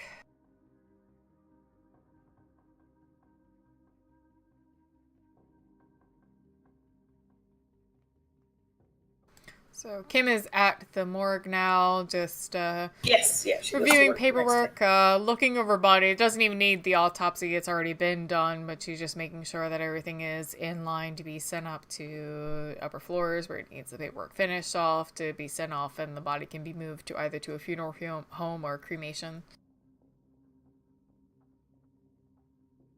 Yes. It's basically a fairly standard one. The cause of death was already known. It's not like a criminal autopsy per se. You just kind of prepare the body to be shipped out to whatever funeral home the family wants to pay for.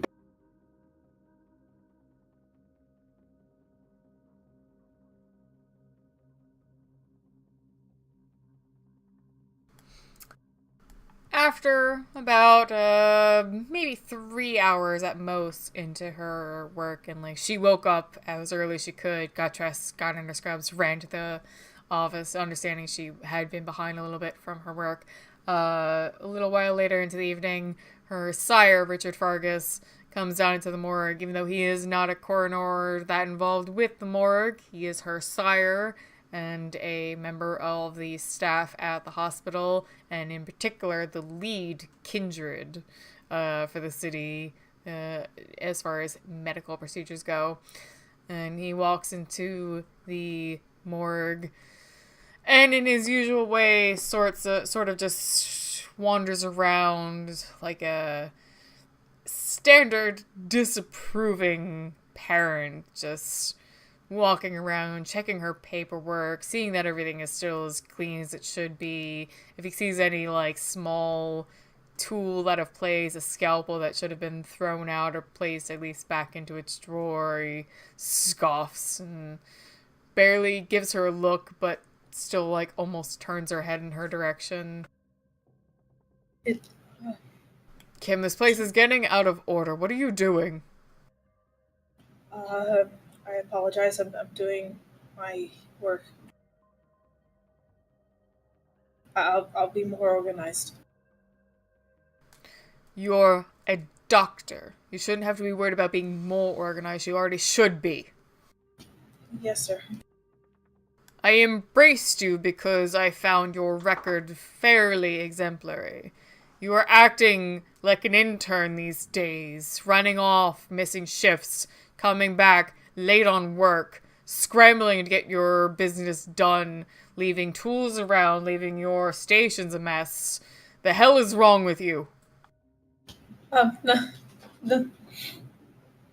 nothing's wrong with me. I'm sorry. I've been Are you sniffling? No, sir, no. Fargus starts stamping networking close and up to you within inches, and as you have your phobia of touch, it makes every inch of you crawl, even though your neurons don't technically work, just mentally you are so upset with his closeness to you. Kim, I embraced you for a reason. You are an intelligent, analytical, innovative surgeon, and I expect better things in you than this. And he waves his arm at your counter that still has some paperwork and a few small samples laying around. Yeah. Yes, sir. Should I have you transferred to a smaller city, help the kindred there with their small problems? No, sir. No, no. I'm sorry.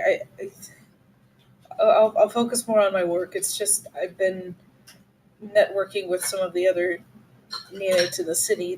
Things have been coming up. He leans in close to your face, cutting you off, and speaks God. through his clenched teeth, saying, "Then get yourself together." And he just leaves. Though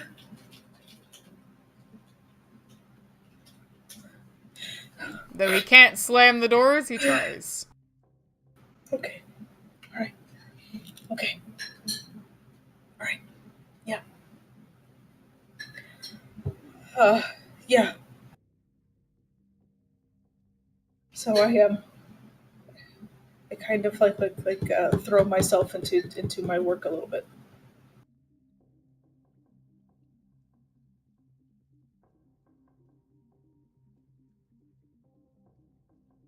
So she does, like, she throws herself into the next autopsy, trying to like lose herself in her work a little bit.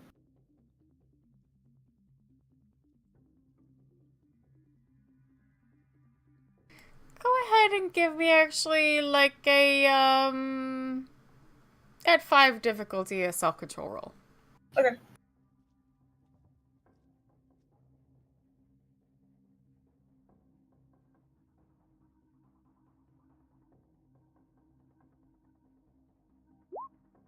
Oh boy.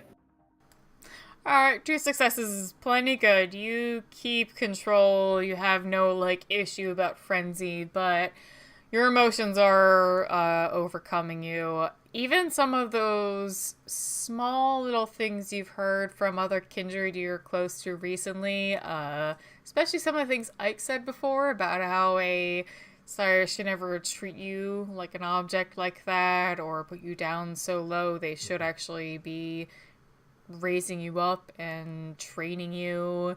And the way that Angel has talked about his sire before, about how kind and caring she has been, just continues to like just knock at your head like a hammer against a door.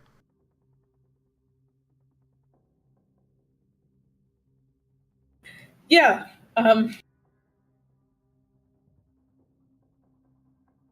Fuck.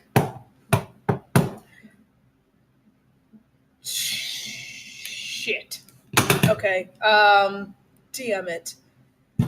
I'm going to call Angel.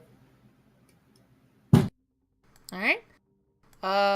Early into evening, Angel, especially after late Tuesday night and Wednesday, realized, I think you can correct me, but I think as storyteller who understands Angel, he's still a bit curious and upset about this Envotech and Thomas Arturo stuff, but he's giving himself a breather.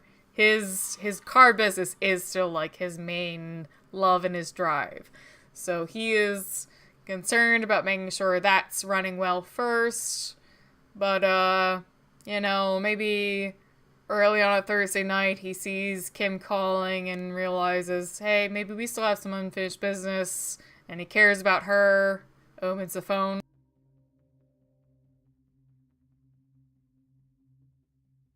Hello? Hi. Hi, Angel. I'm just not having the greatest day. I can't really leave work, but if you're not busy, I would really appreciate it if you could come by. On my way. Thank you. Yeah, no hesitation. I'm on my way. I will leave immediately. Oh. Alright, so Angel heads the way towards Mount Sinai. Angel's Celestial Customs store is further south in Manhattan, but not too far away from Mount Sinai, so it takes him about 15-20 minutes. He'll finally arrive outside of the lower level of the hospital where the morgue center is, and as said before in our series, Kindred have sort of an extra back alleyway into there that they understand to go in without alarming anyone as to why random people are walking into the morgue. Yes. Yeah. So, Angel, you enter the morgue and you see Kim essentially at her busy work, but looking very distraught. Hey, Kim, you okay? It's just been it's it's my sire came down and yelled at me, and I don't. Fucking Christ, Foggish. No, I could fuck him up if you want. no, don't. I don't know what I would do if I know I'm being a smartass, but I'm sorry. I didn't actually mean anything by it. No, I appreciate it. I just I don't know. I can't keep up with this and with all of you at the same time. This just doesn't. Nothing is. He doesn't teach me anything, and then when I go to try to learn, he reprimands me for not being able to do everything at once, and I can't fucking handle it. And I'm sorry. I shouldn't. I don't know why. No, it's okay. It's okay. No, It's it's okay. Don't worry. He's fine. He really does that to you? yeah. That's awful. Is it? It really is. I'm sure there's plenty of sires that don't do their whole job, but that doesn't mean that yours is. That's not okay. You should be teaching. He's basically a parent, and if you had a kid that wasn't getting taught shit, you'd obviously think their parent wasn't doing their job. But he says he embraced me because I was good at my job and I was pretty smart, but I just can't keep up with both things at the same time. And I exactly like he embraced you. Humans have the excuse of oops, I made a kid, didn't mean to do it. He fucking chose you. He should fucking know better. He should be doing what he can to help you understand this world. I don't know. I've been trying to learn myself, and I don't know. I don't want to feel like I have to be made to choose between learning anything and being stuck down here. You shouldn't have to. And I can't. No, you should. Oh, you shouldn't have to. He should tell you this shit without you having to ask. That's his job. It's his responsibility. It's fucking Christ. I'm sorry. I didn't. No. Don't. I don't mean it to you. I didn't realize he was doing that. Yeah. No, that's just kind of. No, like I've told you about Agnes. She taught me. She spent years telling me everything she knew about how to be a kindred. Like she helped me through my first feeding. What? Yeah. Like I didn't know what the fuck I was doing. She made sure I didn't kill the guy. What? Oh, the first. He locked me in here with a corpse to see if I would feed on it, and I did. That was my first. Storyteller. That is probably a frenzy roll. No. Before you went, story, and I went. Mm-hmm. Let me double check my chart. I don't know if I have. Let me check my chart. Let me check my chart. Yes.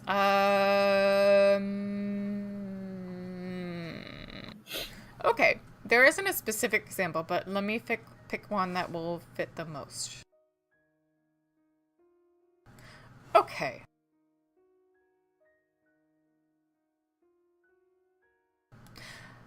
I would put that for a normal person at 4, but you do have +2 on frenzy stuff, so 6.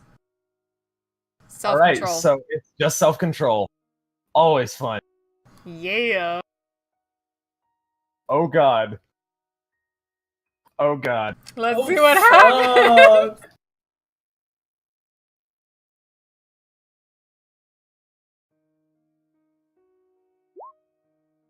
That's 0. Oh, fuck. Not a botch, technically, but that's a fail. That's a hard fail. That is a solid fail.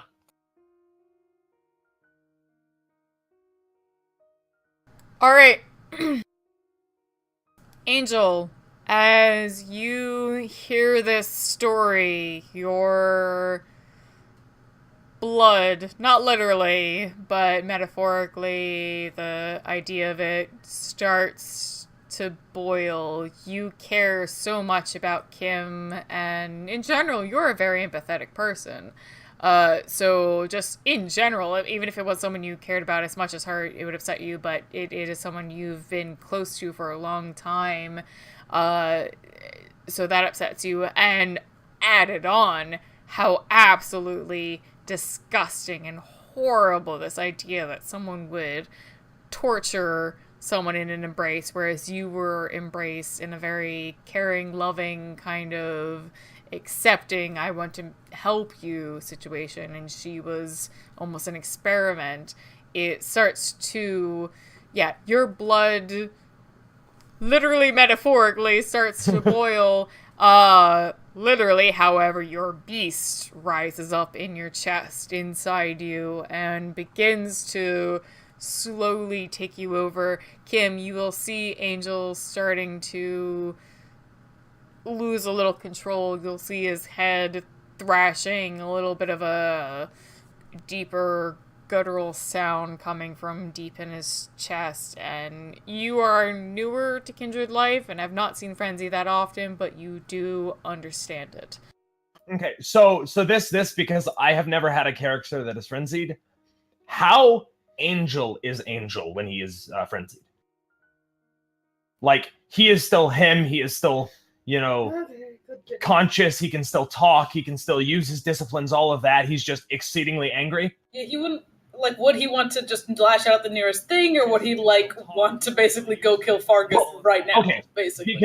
Because I'm gonna go to Fargus, but, can I do something along the lines of reasoning with him? That's not what I'm gonna do, but, something along the lines of reasoning with him.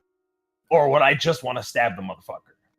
You feel that frenzy, you're just in frenzy, which takes over by the most related emotion, and you hate what's going on.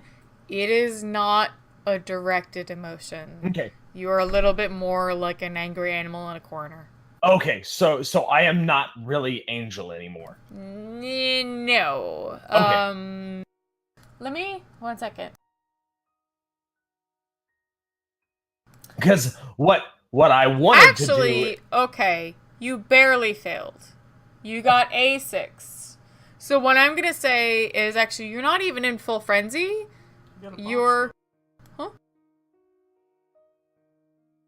No, you got a 1, yeah, 6, I got and a 3. hit and a 1 that got rid of it. The one gets rid of success. Exactly. Oh. So you got a standard fail, definitely not a botch, and it's a low fail. Like you kind of just hit that level. So what I'm gonna say is, especially in front of Kim, you are like someone losing control, and again with frenzy, it's not a director thing. It's not like I need to go hunt out this person that pissed me off. You are overtaken by your emotions, so you're going to be slightly overtaken by your anger and frustration by this idea of someone who would treat her like this. You won't. I would say you wouldn't even hurt Kim. There's no harm in that, but you're going to be thrashing around. Oh, I'm definitely dropping a potence and smashing my fist into one of those stainless steel medical tables. And, dropping that piece of fucking shit! Wait, please stop. Please don't. I can't. Please don't. Just stop. And of course, I am probably Like, there's probably a table nearby that I'm fucking up because.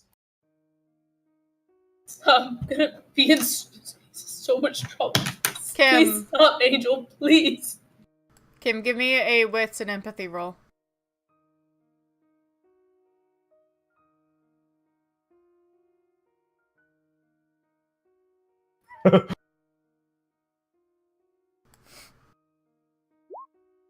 Nope. Botch. Oh god. This is a wonderful night. Awesome. We're gonna give Feels Fest 2017 a run for its money. Does anyone have any popcorn?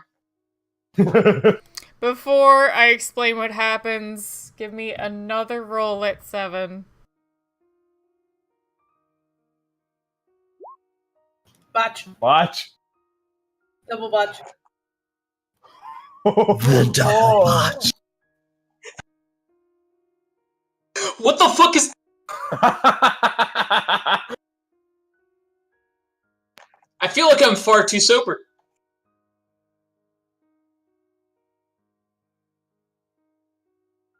And next time on Vampire the Masquerade. That just sounds like a StorytellerSpira ending. Like, hey, everything's gonna go wrong. Check in next time.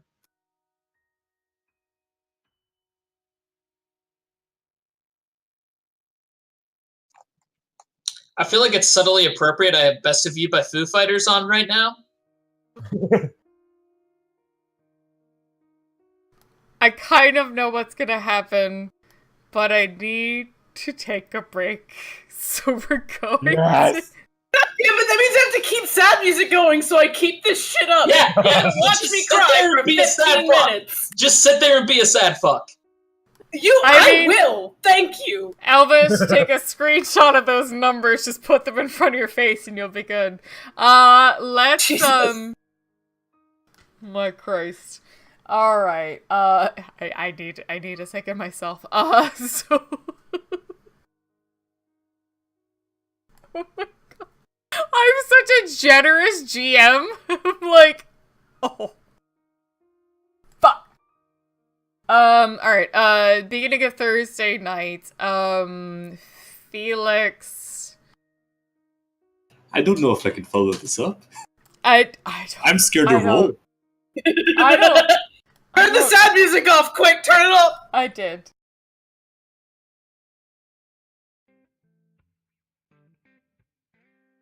Alright, Alright,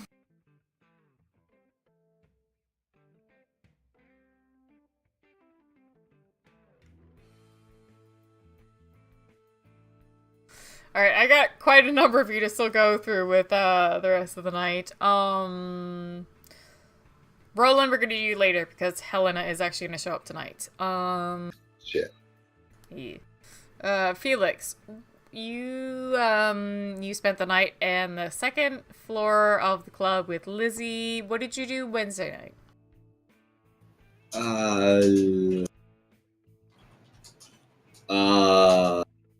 I mean, if Roland didn't have a concern, I feel like he'd probably stay there again, but... Oh, yes. Is there any way that he can do his own independent studies that doesn't require being at a chantry learning from books? Can I just make it up? You can, but depending on what kind of, like, books you're looking for outside the chantry, you're not gonna find much more than, like, human level stuff, and you're not gonna get much from that. No. Can't, because I'm a Tremere and it's just magic science, can I just start experimenting? I now have this inane ability to want to either figure out how to make a ghost sentry or a ghost golem. I'm not I feel against like this that, would but be what we fun. would have to do is we're gonna have to do, like, a downtime, rolls. And Oh, no, I'm happy to do that after tonight's game. We can definitely do that in downtime, but, for this in-game night, the next night, over Wednesday, did you do anything specific other than find some place to sleep? No. Probably stayed at Roland's if he'll keep me. I imagine he might. He's shaking his head, but I know in his heart he's saying yes. There's a kitty. Yeah. Other than that, I think he's just going to try to research things. Honestly, just do what Tremere do. Maybe if it's Wednesday, so the club's still closed, right? It is Thursday, if you didn't have anything specific over Wednesday. When we're basically skipping Wednesday as a day everyone spent like doing their usual stuff. Gotcha. Let's see. Thursday. Well, I guess he has to feed again, right? Because it's like every night you lose a blood and you only can get 2 from a human safely. Mm-hmm. And I think they only replenish. Is it 2 every night or 1 every night? I don't know the replenish rate. The idea is that you lose one night just by your body refreshing yourself. So after several nights, you would be especially hungry. And you can only take 2 from a human safely before they would actually be in a point of potentially needing hospital care. So yeah, if you take 2 from someone at a club and no one else takes anything from them, they're fine. They're gonna be a little woozy or whatever else, but they'll be okay. So yeah, that's the idea. If you take 2 from one person at a night, you're good. Unless you're very low. So I think Felix will spend his night trying to find someone he feels is not quite a blood doll, but could want to be someone newer that hasn't shared too much, because that's the kind of thing that creeps him out. Not one of the 3 girls you already got going? I mean, he could do that too. No, I'm just joking. Where do you want to go, though?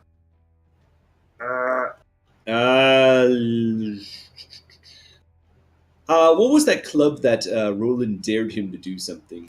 The ranch. Very Coyote Ugly type place. Yeah, it sounds perfect. I mean, he's like... That's where you met Lizzie and Taylor. Was it there? Mm-hmm. No. Yeah? Yeah. Yeah. Mm-hmm. So, yep. Yes. Yeah, and we'll go there. We'll have some fun. Alright. We'll change this night from such a dark and dreary botch-rolled night to something more fun and lively. Alright, so Felix heads over to the ranch, a little further north in Manhattan than Roland's Club, the Rebel's Kiss, where Felix had been staying for a night or 2.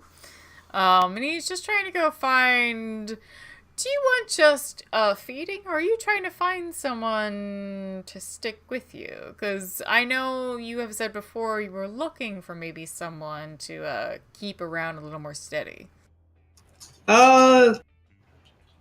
It could be both. He's not much of a one-night stand person. Except for the last 3. What? No. That wasn't just one night. It could be many, many nights. I don't know what you're talking about. But he might like them, constantly poke them. But he feels like you can't just call the same human after 2 days, because then they would be drained too much all the time. I think. Sure. I don't think you can live off one human. No, even, and this is a little out of character, but even kindred who have ghouls, that they have like a symbiotic relationship with, like, I give you some kindred blood to remain as a ghoul, and strengthened by my blood, I take a bit from you. It's not usually their main source. It's an extra source, but yeah. Right. So, yeah, he'll have some fun there. Perfect. Go for a one night if it doesn't end if he actually likes them, maybe more repeat thing. All right. Real quick, I want to check back in with Roland's. You'll be waking up a Thursday evening. This is about when Helena had agreed to meet with you later in the evening, but you wake up.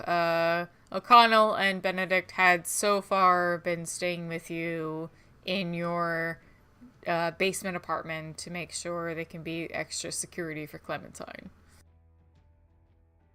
Right.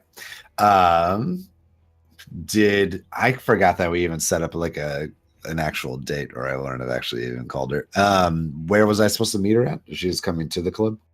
Yeah, because you said you wanted to discuss concepts about the club, where something might be set up, music, her ideas, and all that sort of stuff. Sure. Yep, I'll be out front in a nice suit.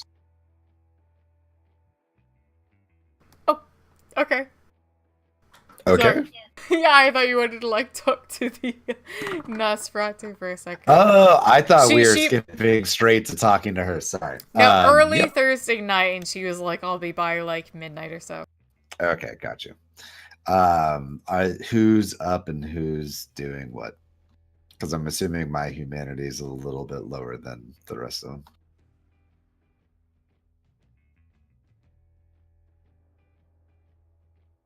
Yeah, you're lower than Clementine. So Clementine is usual, she's used to you waking up later than her, so she just finds something to do with herself. She might even just be not even properly practicing with her rapier. She'll just be swinging around having fun with it, in the large open space that is your downstairs apartment.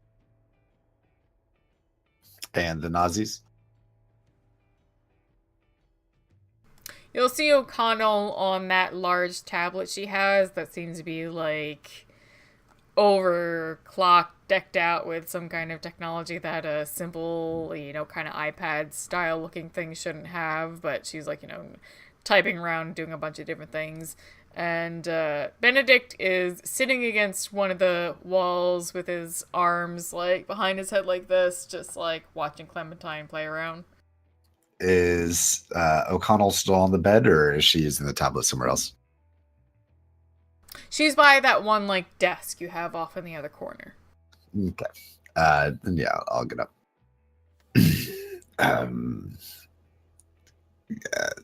Fuck, it's not good morning. Good evening.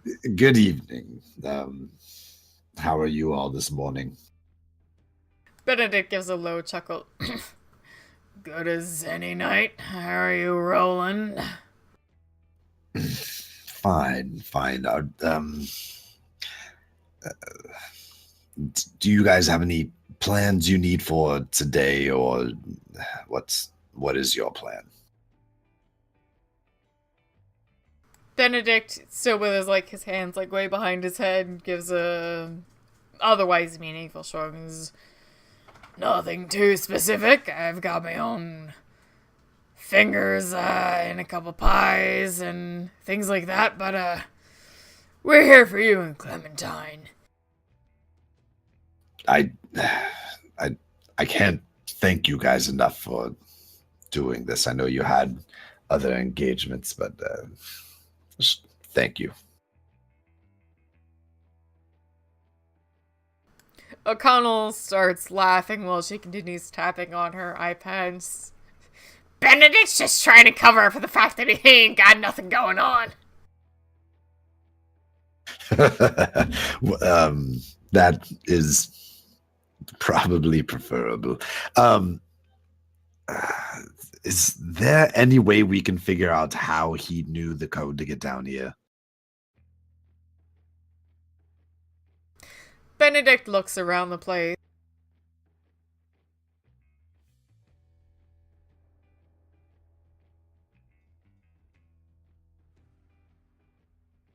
And seems to size up the area, and you just see even cogs clicking through his head, and says, "There's a number of ways. I mean, I'm not particularly close for the Nosferatu in the city anymore. They could have sold something out. They have their ways. I mean, you know me and O'Connell, how we get our shit done. But, there's any number of ways you could figure it out. Maybe one of the people that work here, you've given a number to a few people, right? Just a couple, I think. Not. Which girl was the one that was watching? Tina. I obviously there's no way to know for sure, but I don't think Tina would have. She would have given them the codes. So, what's the name of the other one? I don't have all my notes on this computer. Yeah, there is Thor and Caleb are your, like, bouncers. They've been down there before, but they're not the usual, like, babysitters. You've left that to Lucille and Tina before. Gotcha. Maybe Lucille, but I try and pay all of them enough so that there's no reason to kind of lean left or right. And I definitely haven't hired any sets, so I don't know if that's the way.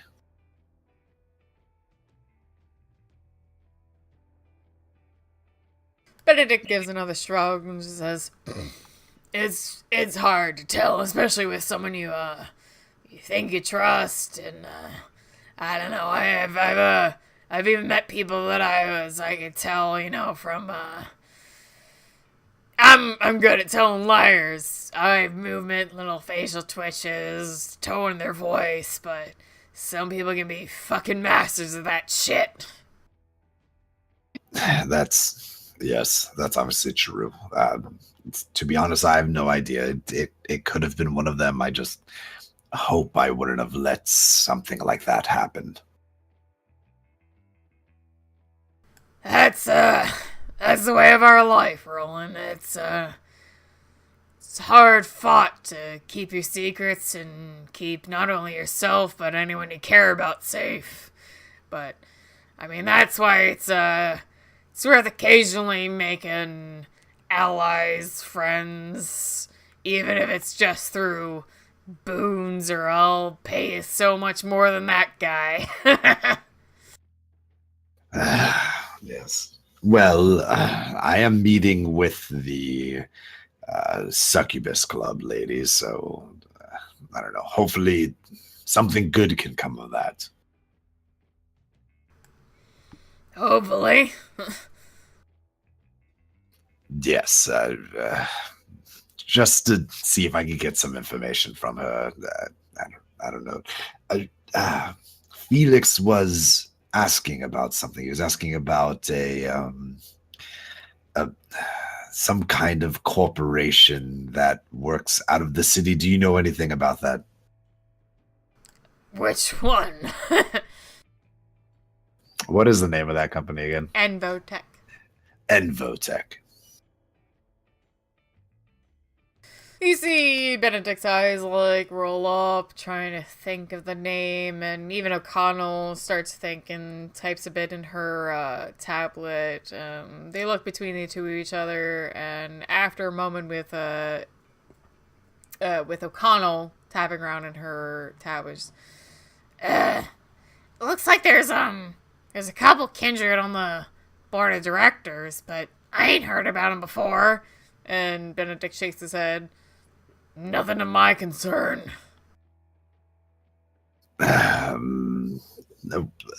Where would be a good place in the city to kind of gather that information? Or with my level of streetwise Spira, would I be able to know? Like, can I roll to see where I think would be a good way of getting that information? It's a little more corporate than Streetwise. Streetwise is a little more like finding out who goes where and drug dealers and things like that. Let me take a look at your sheet real quick, though.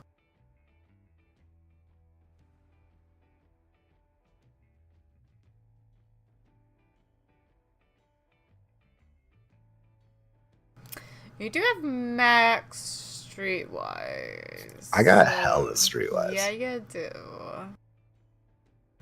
Give me an intelligence Streetwise against 8.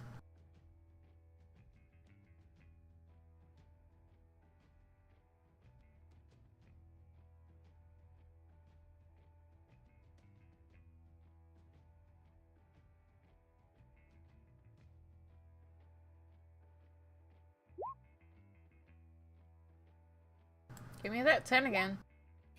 Bam. 4. All right, Not all of us are failing. let's say that Roland needs to do a little digging, but thinks he has the right contacts and avenues to start looking into who can get him that information. Not necessarily he can dig into Envotech directly, but who could do it for him. Especially, you still got a little seneschal that's got a little sweet tooth for you. Yeah. All right. Well, I'll send out some messages to see if I can gather any information. Perfect. All right. Real quick, we are again pretty close to the hour, so let's do our last LMA before we find out what happens the rest of Thursday night. I think the last of us are Ike, Kim, and me. So let's start. Wait. Oop, what did we miss? Ike, Kim, and you. That's what I said. Oh, I heard Nate, not me. Sorry. Okay, let's start with Koznark as Ike. Go ahead and ask Koznark questions about himself or Ike as the PC. Then we'll go to Kim, and I'll wrap up with any questions for me. Hi, guys.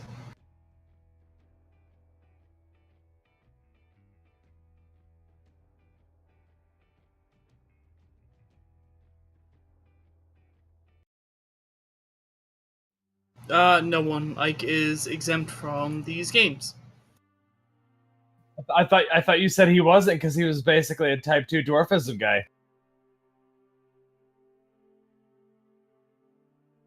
I kid.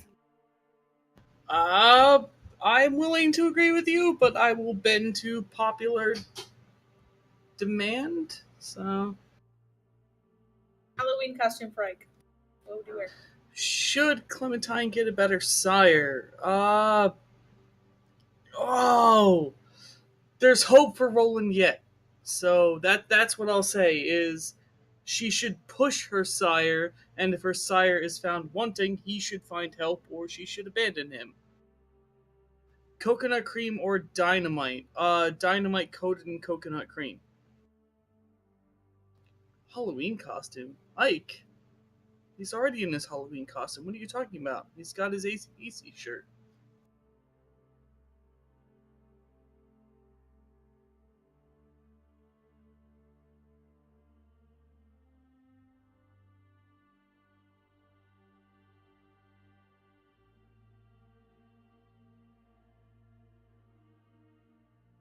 But yeah, hope everyone's having a awesome hype night, vampire night.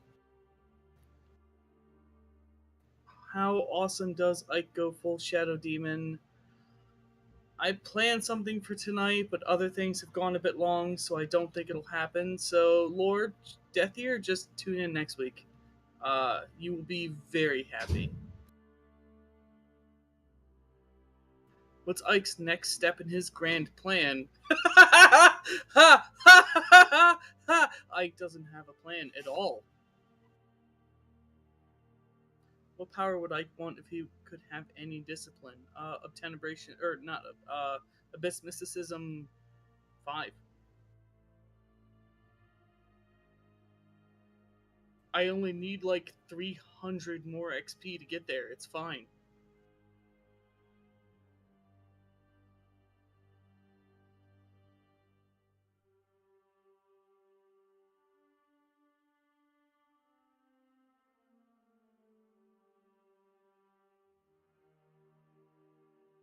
What power would Ike want if he could have any discipline? Obtenebration, and he's got it, so he's super happy. He is.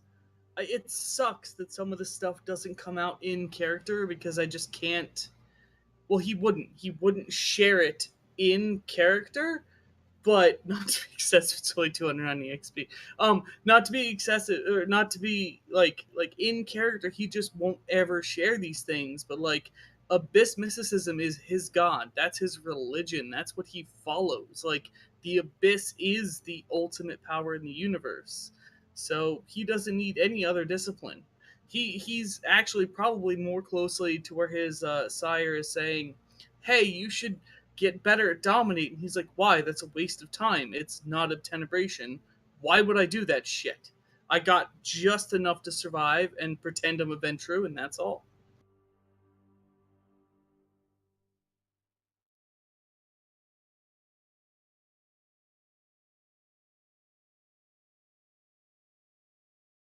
Alright, if there's anything more for Koznak and or Ike, go ahead and post them. But let's skip over to Elvish Dame as Kim. Go ahead and ask her questions about herself as a player or as Kim, the player character.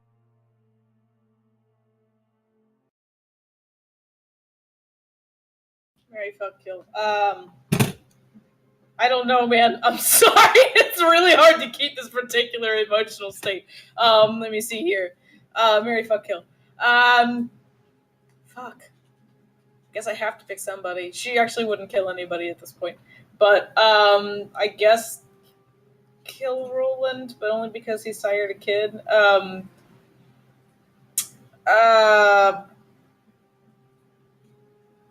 She doesn't like having sex, so probably not fuck anybody. I guess. So if you have to pick Nate because he can remove your nerve endings, so you don't have to feel it. Yeah, it would be Nate. No, he can look like anything. It would be Nate.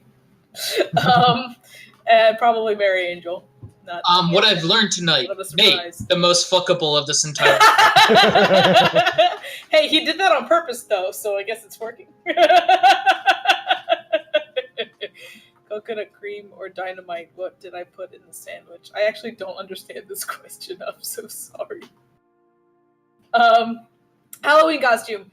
Kim would absolutely dress up like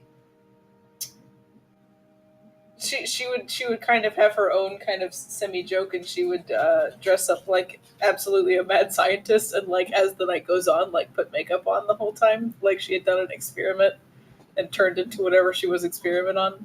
That would be Kim's kind of stupid joke that she would love. Yeah.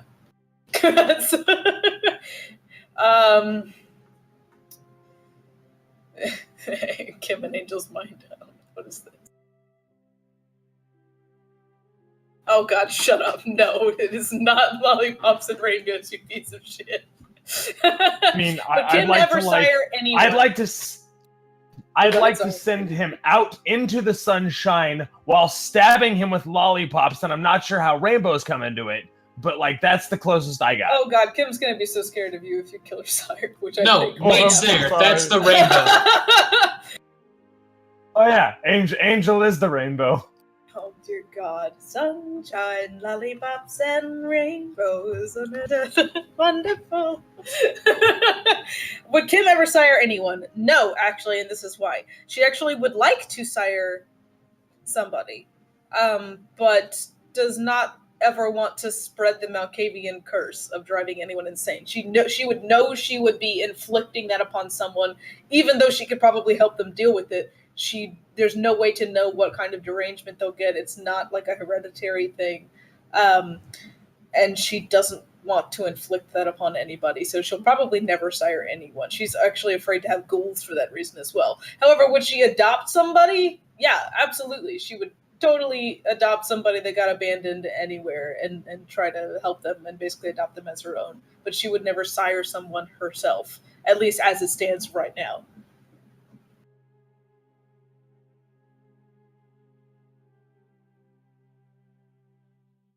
So yeah, that's Kim.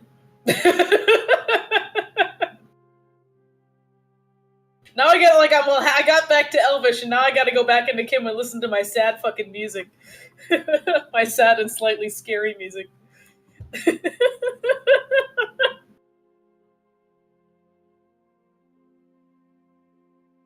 Whose turn is it?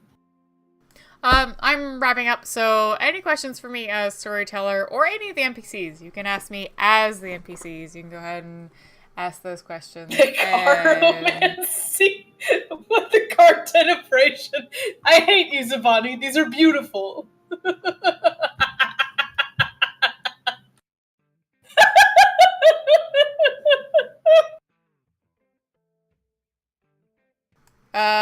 No. Savani, just 1,000% no. What, you don't want me to be able to read the aura? I want coconut dynamite.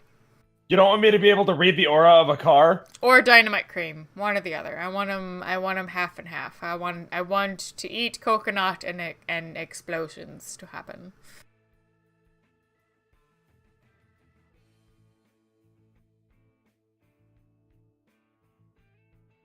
I'm not too worried if I don't have any questions. I just figured if anyone did have any questions for the storyteller. Who is Claudia's favorite? Out of all of the dumb children she's been forced to adopt? Oh, would Lily ever sire? If so, who? I'm afraid I can't answer any questions about Lily at this time.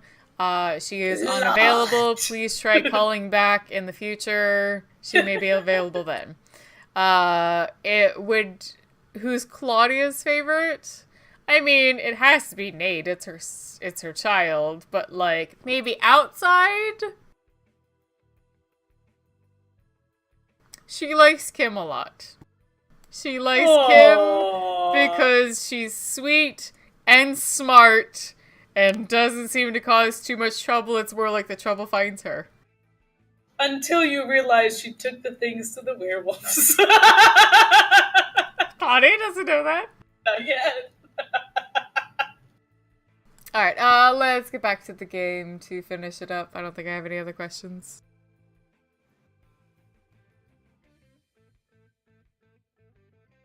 Okay.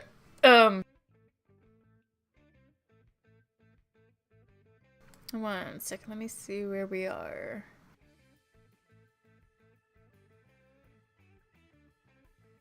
Alright, it is early Thursday night. Angel and Kim are still together. Let us return for now to their conversation. But we need different music.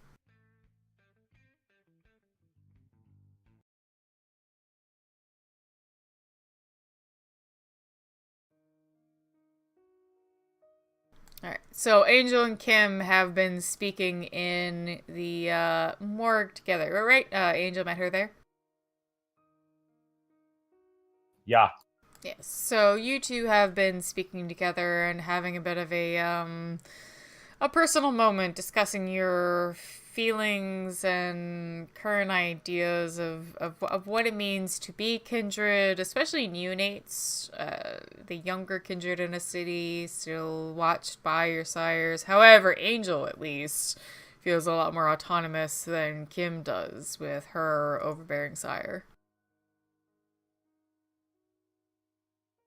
Yes, and she told him her sire came down and yelled at her, and he was like, "That's fucking horrible," and like mentioned kind of how a sire was supposed to be, and that he had help with his first feeding, and Kim said that her first feeding had been that her sire locked her in the morgue with a corpse to see if she would feed on the blood from the corpse, and she did because she had to. And now Angel is punching a table, and Kim is kind of shrinking away from him, crying and begging for him to stop. Yes, so And Angel she double botched is her roll, and I'm trying to guess what is in a that will frenzy.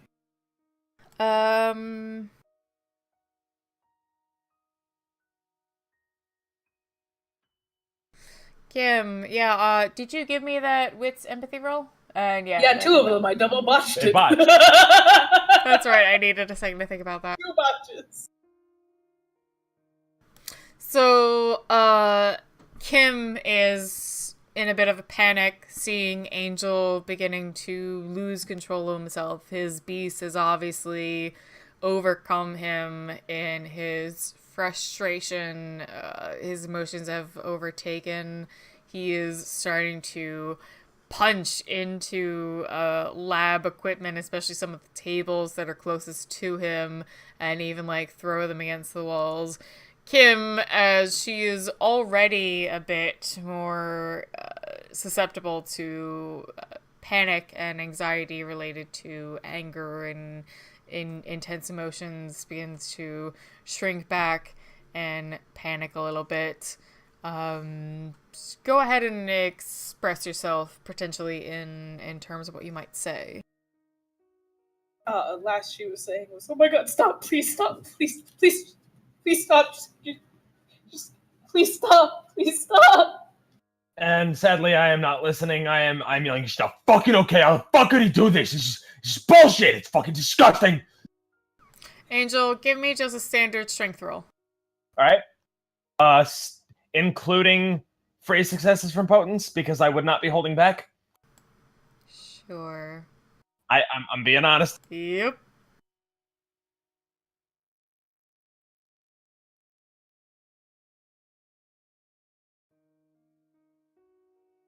Or no. I wouldn't get the free successes. I would get additional dice, right? Yes. No. So I it could would be 6 make total. it. Okay, yeah. So V20 is dice. Previous success additions were successes. All right.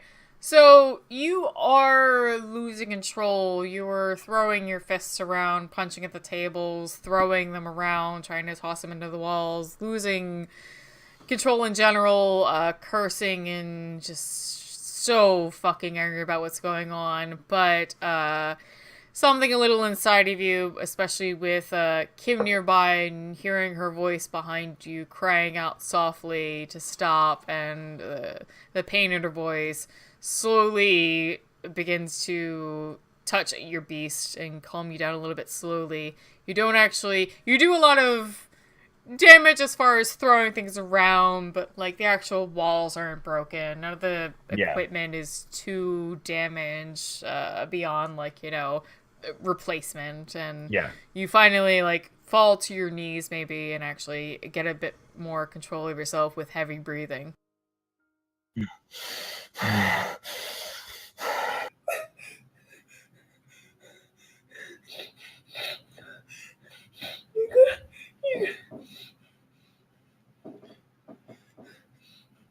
Are you done?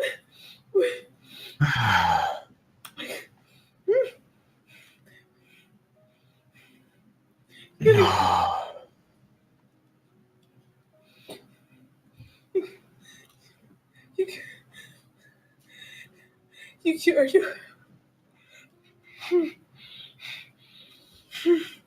Angel, are you okay? Hey, I'm sorry about that. Nature of the beast. Oh God! I gotta fix the table. I can't Don't. find the table. No, I'll replace it. I can. No. That was me. It's just, I gotta. He'll see the table and he'll know that. No, it's fine. I gotta. It's fine. I'm sorry. Sorry. I will fix it. I will replace it. It's the nature of the beast, so to speak. I'm sorry about that. It's yeah. I just fucking believe he would do that to you. You don't deserve that. Nobody fucking deserves that. Okay.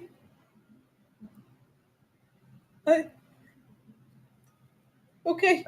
I'm better now. I'm sorry. Just calm down.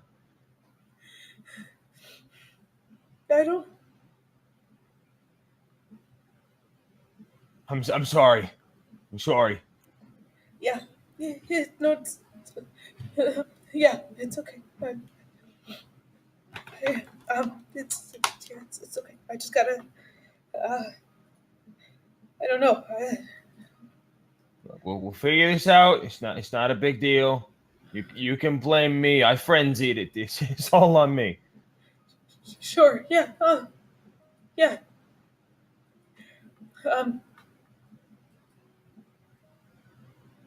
Yeah. You just gotta. I don't. All right. So at this point, I'm kind of starting to get a better control of myself, right? Spira.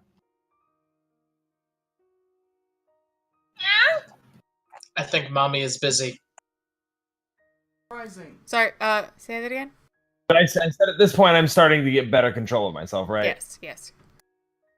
Well, I do not like seeing her the way that she is right now, and I am going to try and calm her down. using a new toy that I picked up that I kind of learned from her. I would like to awe her and tell her to calm down and get her to relax a little bit. Can't necessarily do it to myself, but I can try it on her.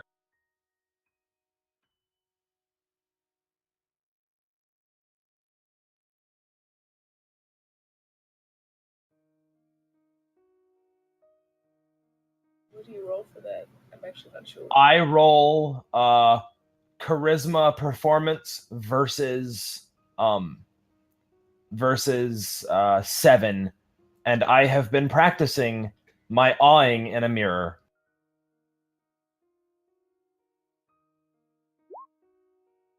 God damn it. Nope. That's not awe. Not awe. 0.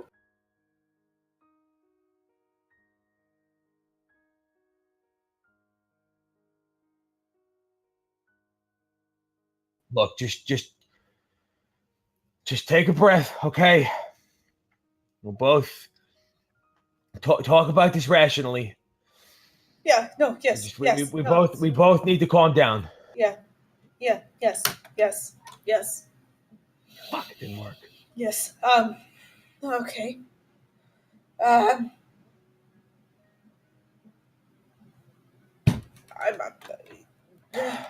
sorry about that. It's just you right that's- before me. that's not okay. I how the fuck could he do that to you? I don't know. I just thought that. No, that's not normal. I mean, maybe in the Honestly, Sabbat, I just maybe. He wants me to be strong. Okay, he wants me to figure out some way to do and figure out things on my own and see if I can make it to try and like help me learn and do things. No, you don't send a weightlifter into a gym without any training. He's gonna hurt himself. You teach him how to properly lift. It's the same with you. You want to be strong, you teach him how to get strong. It's not how you help someone. It's not how you fucking Christ. You don't make someone feed. You can't go talk to him. If you do, he'll know that I told you I'm the only one that knows about that. And okay, he'll come down and I promise you I will not tell him about that. Okay. I cannot promise you I will not talk to him, but I will not do it today because obviously I am not in a good position to do it today. I will make sure that I am in a better position before I even consider talking to him. But I will not mention that. I promise. Okay. But the only person I know who may have had something like that is Ike. And that's because he grew up in the Sabbat. It's Sabbat shit. What? That's the kind of shit they do in the Sabbat.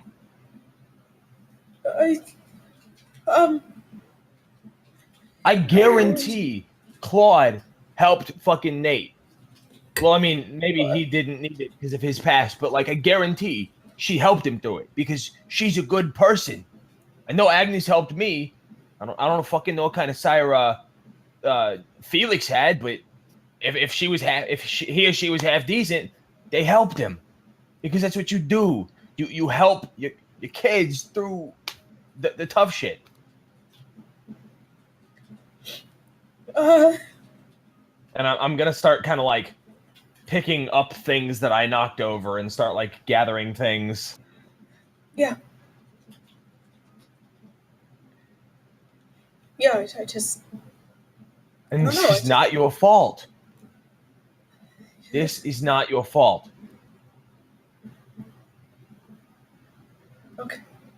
Okay. Sorry. I'm sorry. No, don't apologize. I just wanted. I don't know. I don't know what I wanted. You wanted someone to be understanding, and I fucked that up.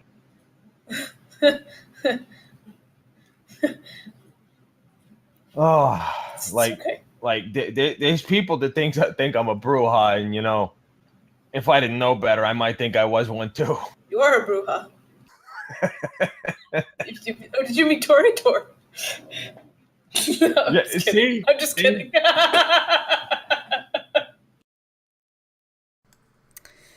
As Angel and Kim comfort each other, we will swing back to Nate at Claudia's apartment, who I believe early in Thursday morning, as they both often do, take their time in the normal morning rituals in their own private rooms, checking their own emails, things like that, just gathering themselves privately.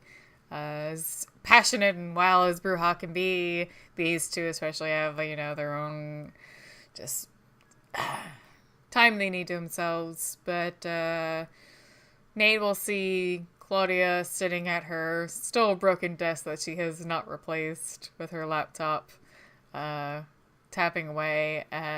But he would notice, knowing her for so long, her demeanor looks a little slumped and low energy. Good, not more. Good evening, Claudia. How are you doing? She half turns her head over her shoulder. Evening, Nate. I'm fine. As you know, these last few weeks have been a bit wild. It's a little bit of an understatement, but you doing okay? I'm all right. She'll close her laptop, scoot back from her chair. One sec.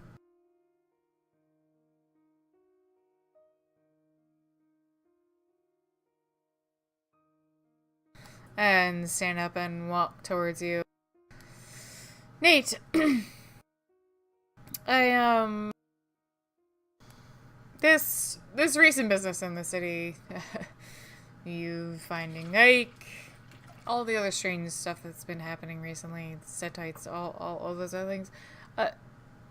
Are you alright? Has anything been bothering you? Is there anything I'm missing in this gigantic, wild puzzle I can barely fit together?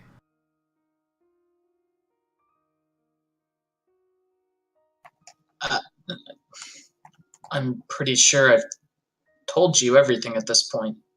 I'm doing fine considering. Yeah, there's a lot going on, but I mean, what did I expect?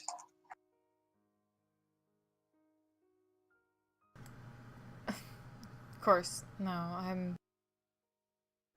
I mean, really, like, it's almost not even strange. It's almost like another week, another month, another year in our society, really.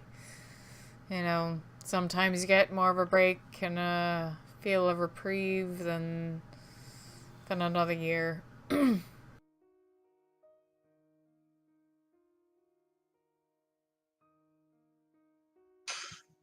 I mean, there's, for instance, the Zamisi. We can't have expected the Sabbat to stay out of the city for long. I mean, we had several years of peace, and it's, as Ike loves to point out, we were ridiculous for thinking they wouldn't stay away. So, Nate, go ahead and give me a perception empathy roll.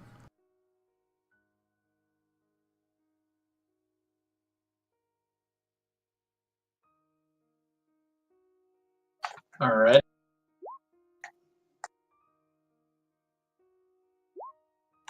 That'll be 4 successes. You absolutely know that Claudia is holding something back from you in a motherly kind of want to tell you, don't want to upset you, I don't know how to breach this kind of way that she has done in the past, and you just recognize it immediately. Claudia, if there's there's obviously something on your mind, and I mean, I mean, let's be honest. I'm older than you are.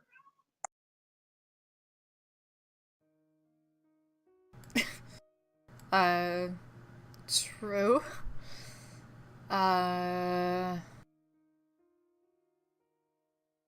Look, it's I'm not trying to keep anything from you, Nate. It's something I need to deal with. I guess it's just I need time, I think.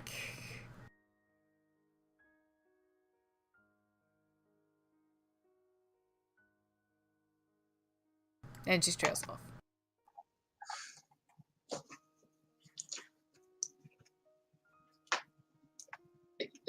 Sure. I mean, you do whatever you think is best, but I just want you to know you can trust me.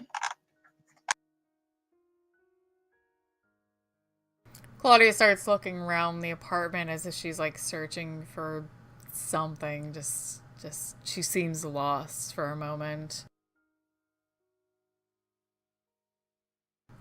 Nate, I am... Shit.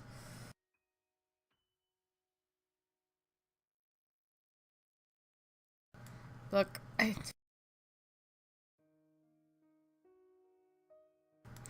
fucking rather keep this a secret from you. It's not... I don't fucking know. Look, the end of it is... I can't tell you how or why this information came to me, but someone is looking for you.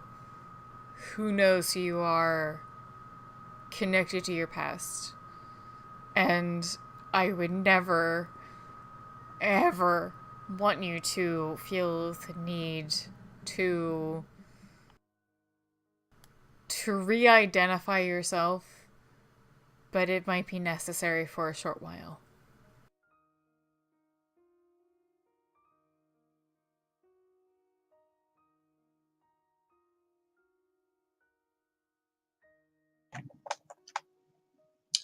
I see.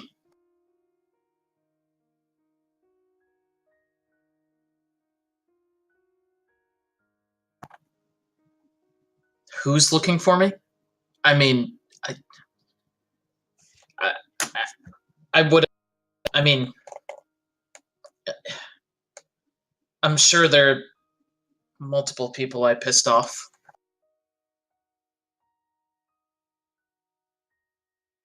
Just someone told me someone else was looking for you.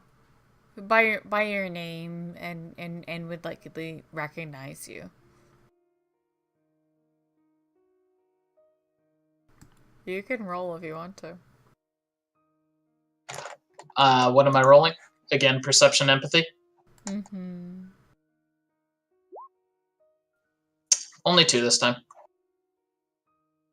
You can tell she's keeping some details.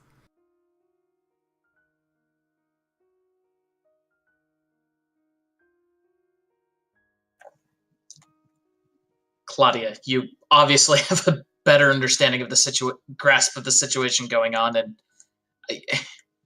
this is personal for me. I think of all people, I deserve to know. Nate, I'm telling you what you need. You just need to be out of the way and not seen, and if you can make it so you're not as easily recognized as you might normally be, that should be enough.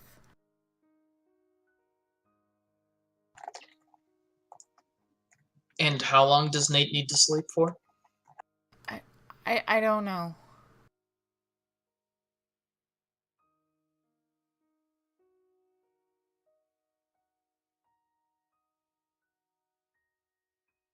Stop being such a pussy. I didn't say that. Oh, okay. I'll work on something.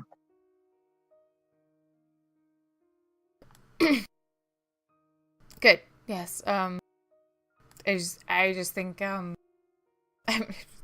there's no need to do anything permanent. Just just while you're out on the streets.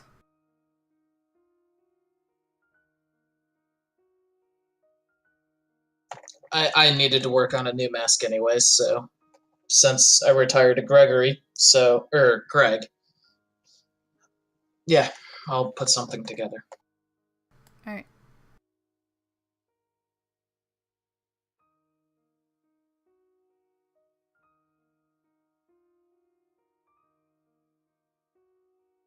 Last but not least, for the evening, we're not fully finishing Thursday night. We'll get back to it a little bit next week. But Ike, you're off wandering by yourself.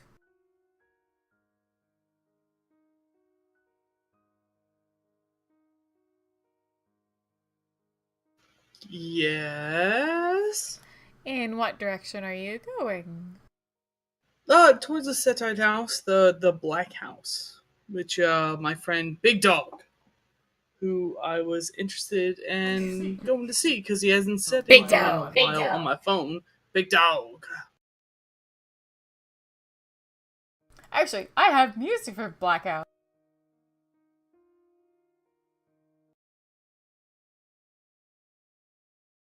Where'd it go?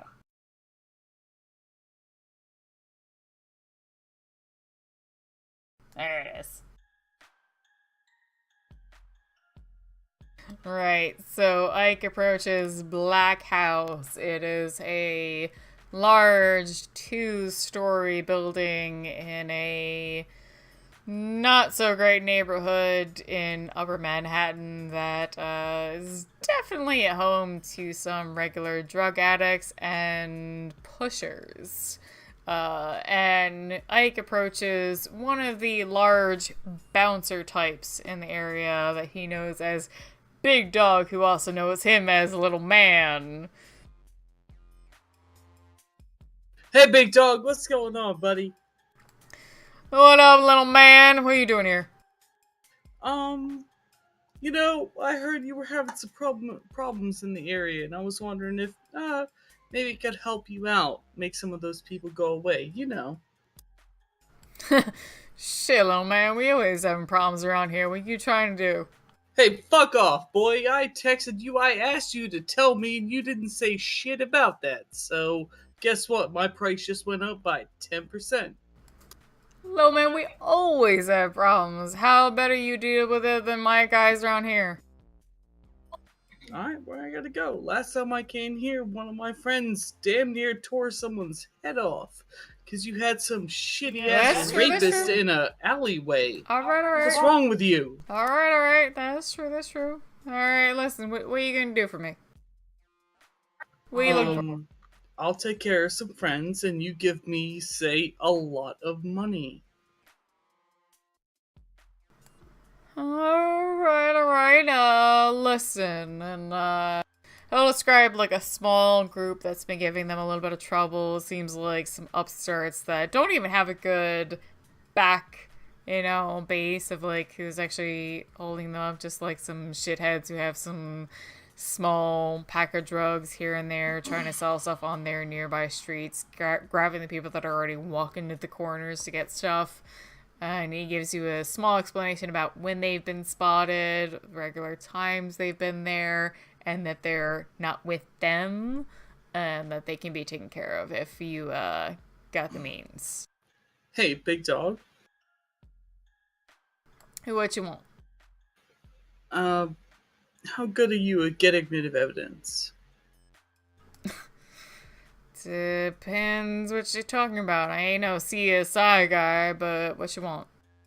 If you want your friendly neighbors gone, you have to get rid of the evidence of your friendly neighbors. He, like, cracks his neck and starts laughing, just kind of like, Ain't that part of your service? Just get rid of the parts that might cause problems, alright?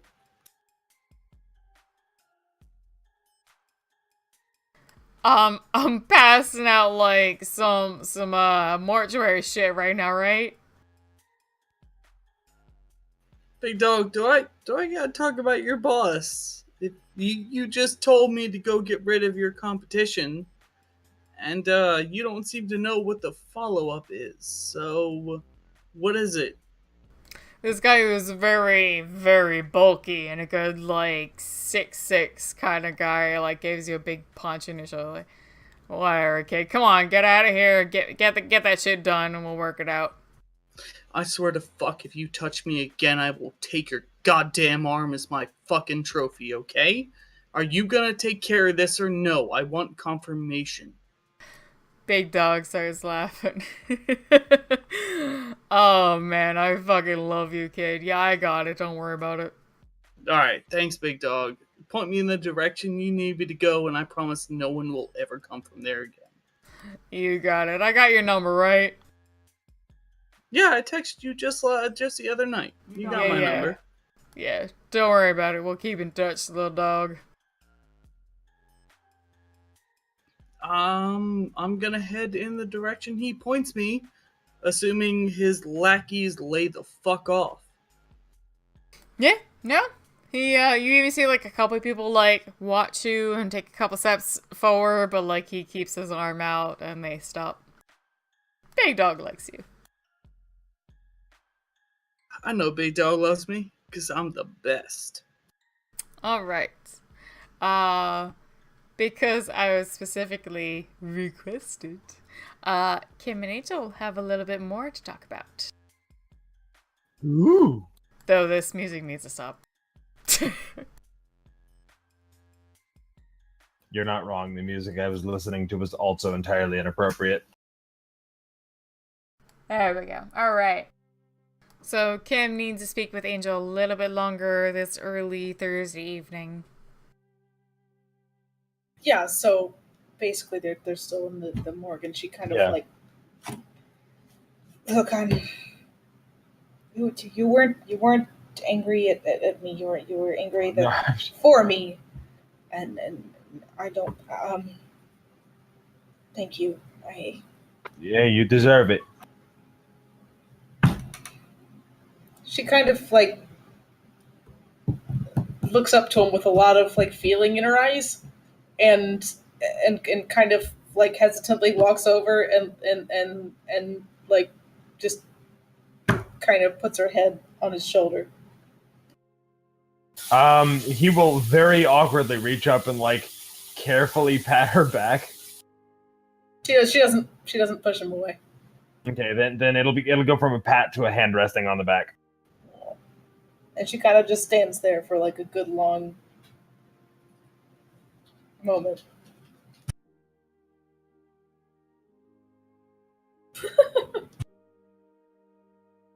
He's touching you. I'm fairly certain it'd just be quiet. It'd just be, he gets this is difficult for her, so he'd just respect that. And she kind of just like whispers very quietly, like, "Thank you." Anytime. Thank you for coming and for just generally having my back. Anytime.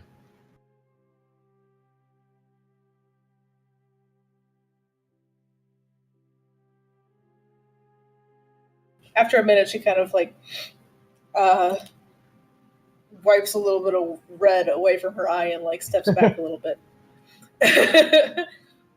Let me Thanks. Yeah, no, it like I said, anytime. Let me help you get this cleaned up. Thank you. Yeah. Thanks. And they kind of pick up the room together. So Angel helps fix up some of the minor damage he did, at least the thrown around stuff. Again, like, he kept himself mostly in control. He didn't do so much major damage to the things. It's mostly just throwing things around, but got himself in control fast enough for Kim, especially after hearing her emotional reaction. The two of them have had a bit of a close moment now. Just Kim calming down after all this stress over the last week and all of that. All of our characters are now currently in one situation or another that will put them a little close to some new revelations, especially as Nate is about to go speak with Claudia about something important. Ike is moving out of the area after revealing some things, but has some information and tasks placed upon him that will be very interesting in the near future. Felix is available and interested in working with Roland about some of this setite and club business that's going on. So by next week, we will see what all of our characters are up to. They have had some major mysteries resolved and other ones that are leading to smaller business and other personal quandaries. We will see what they were all up to. This week, Friday, we will get back to our Anarch game, A War Between Factions, starring Revolver C as our storyteller. Following that after the weekend, we will back to Hunter. And next Tuesday again, New York by Night, as we get going on to Season 2. Thank you for everybody who came out and watched the game tonight live on Twitch. If you're still here, or check out the Twitch channel, lower in our descriptions, we have our links for YouTube, our Discord. Definitely join us there. We can always chat about our games and role-playing games in general. Lots of other stuff. We have our YouTube channel for old games if you want to check out the first season. All kinds of fun stuff like that. Elvish Dame on Wednesdays, 9:30 p.m. EST in general. We'll be doing art streams. All of our character designs and my banner above are done by her, our super awesome artist on residence. And Koznark, this Saturday, will be doing a horror stream, so check that out about probably 8 to 9 p.m. EST, around there. So, love you all. Thanks for checking us out. We'll see you soon. Bye. Outro. Yes.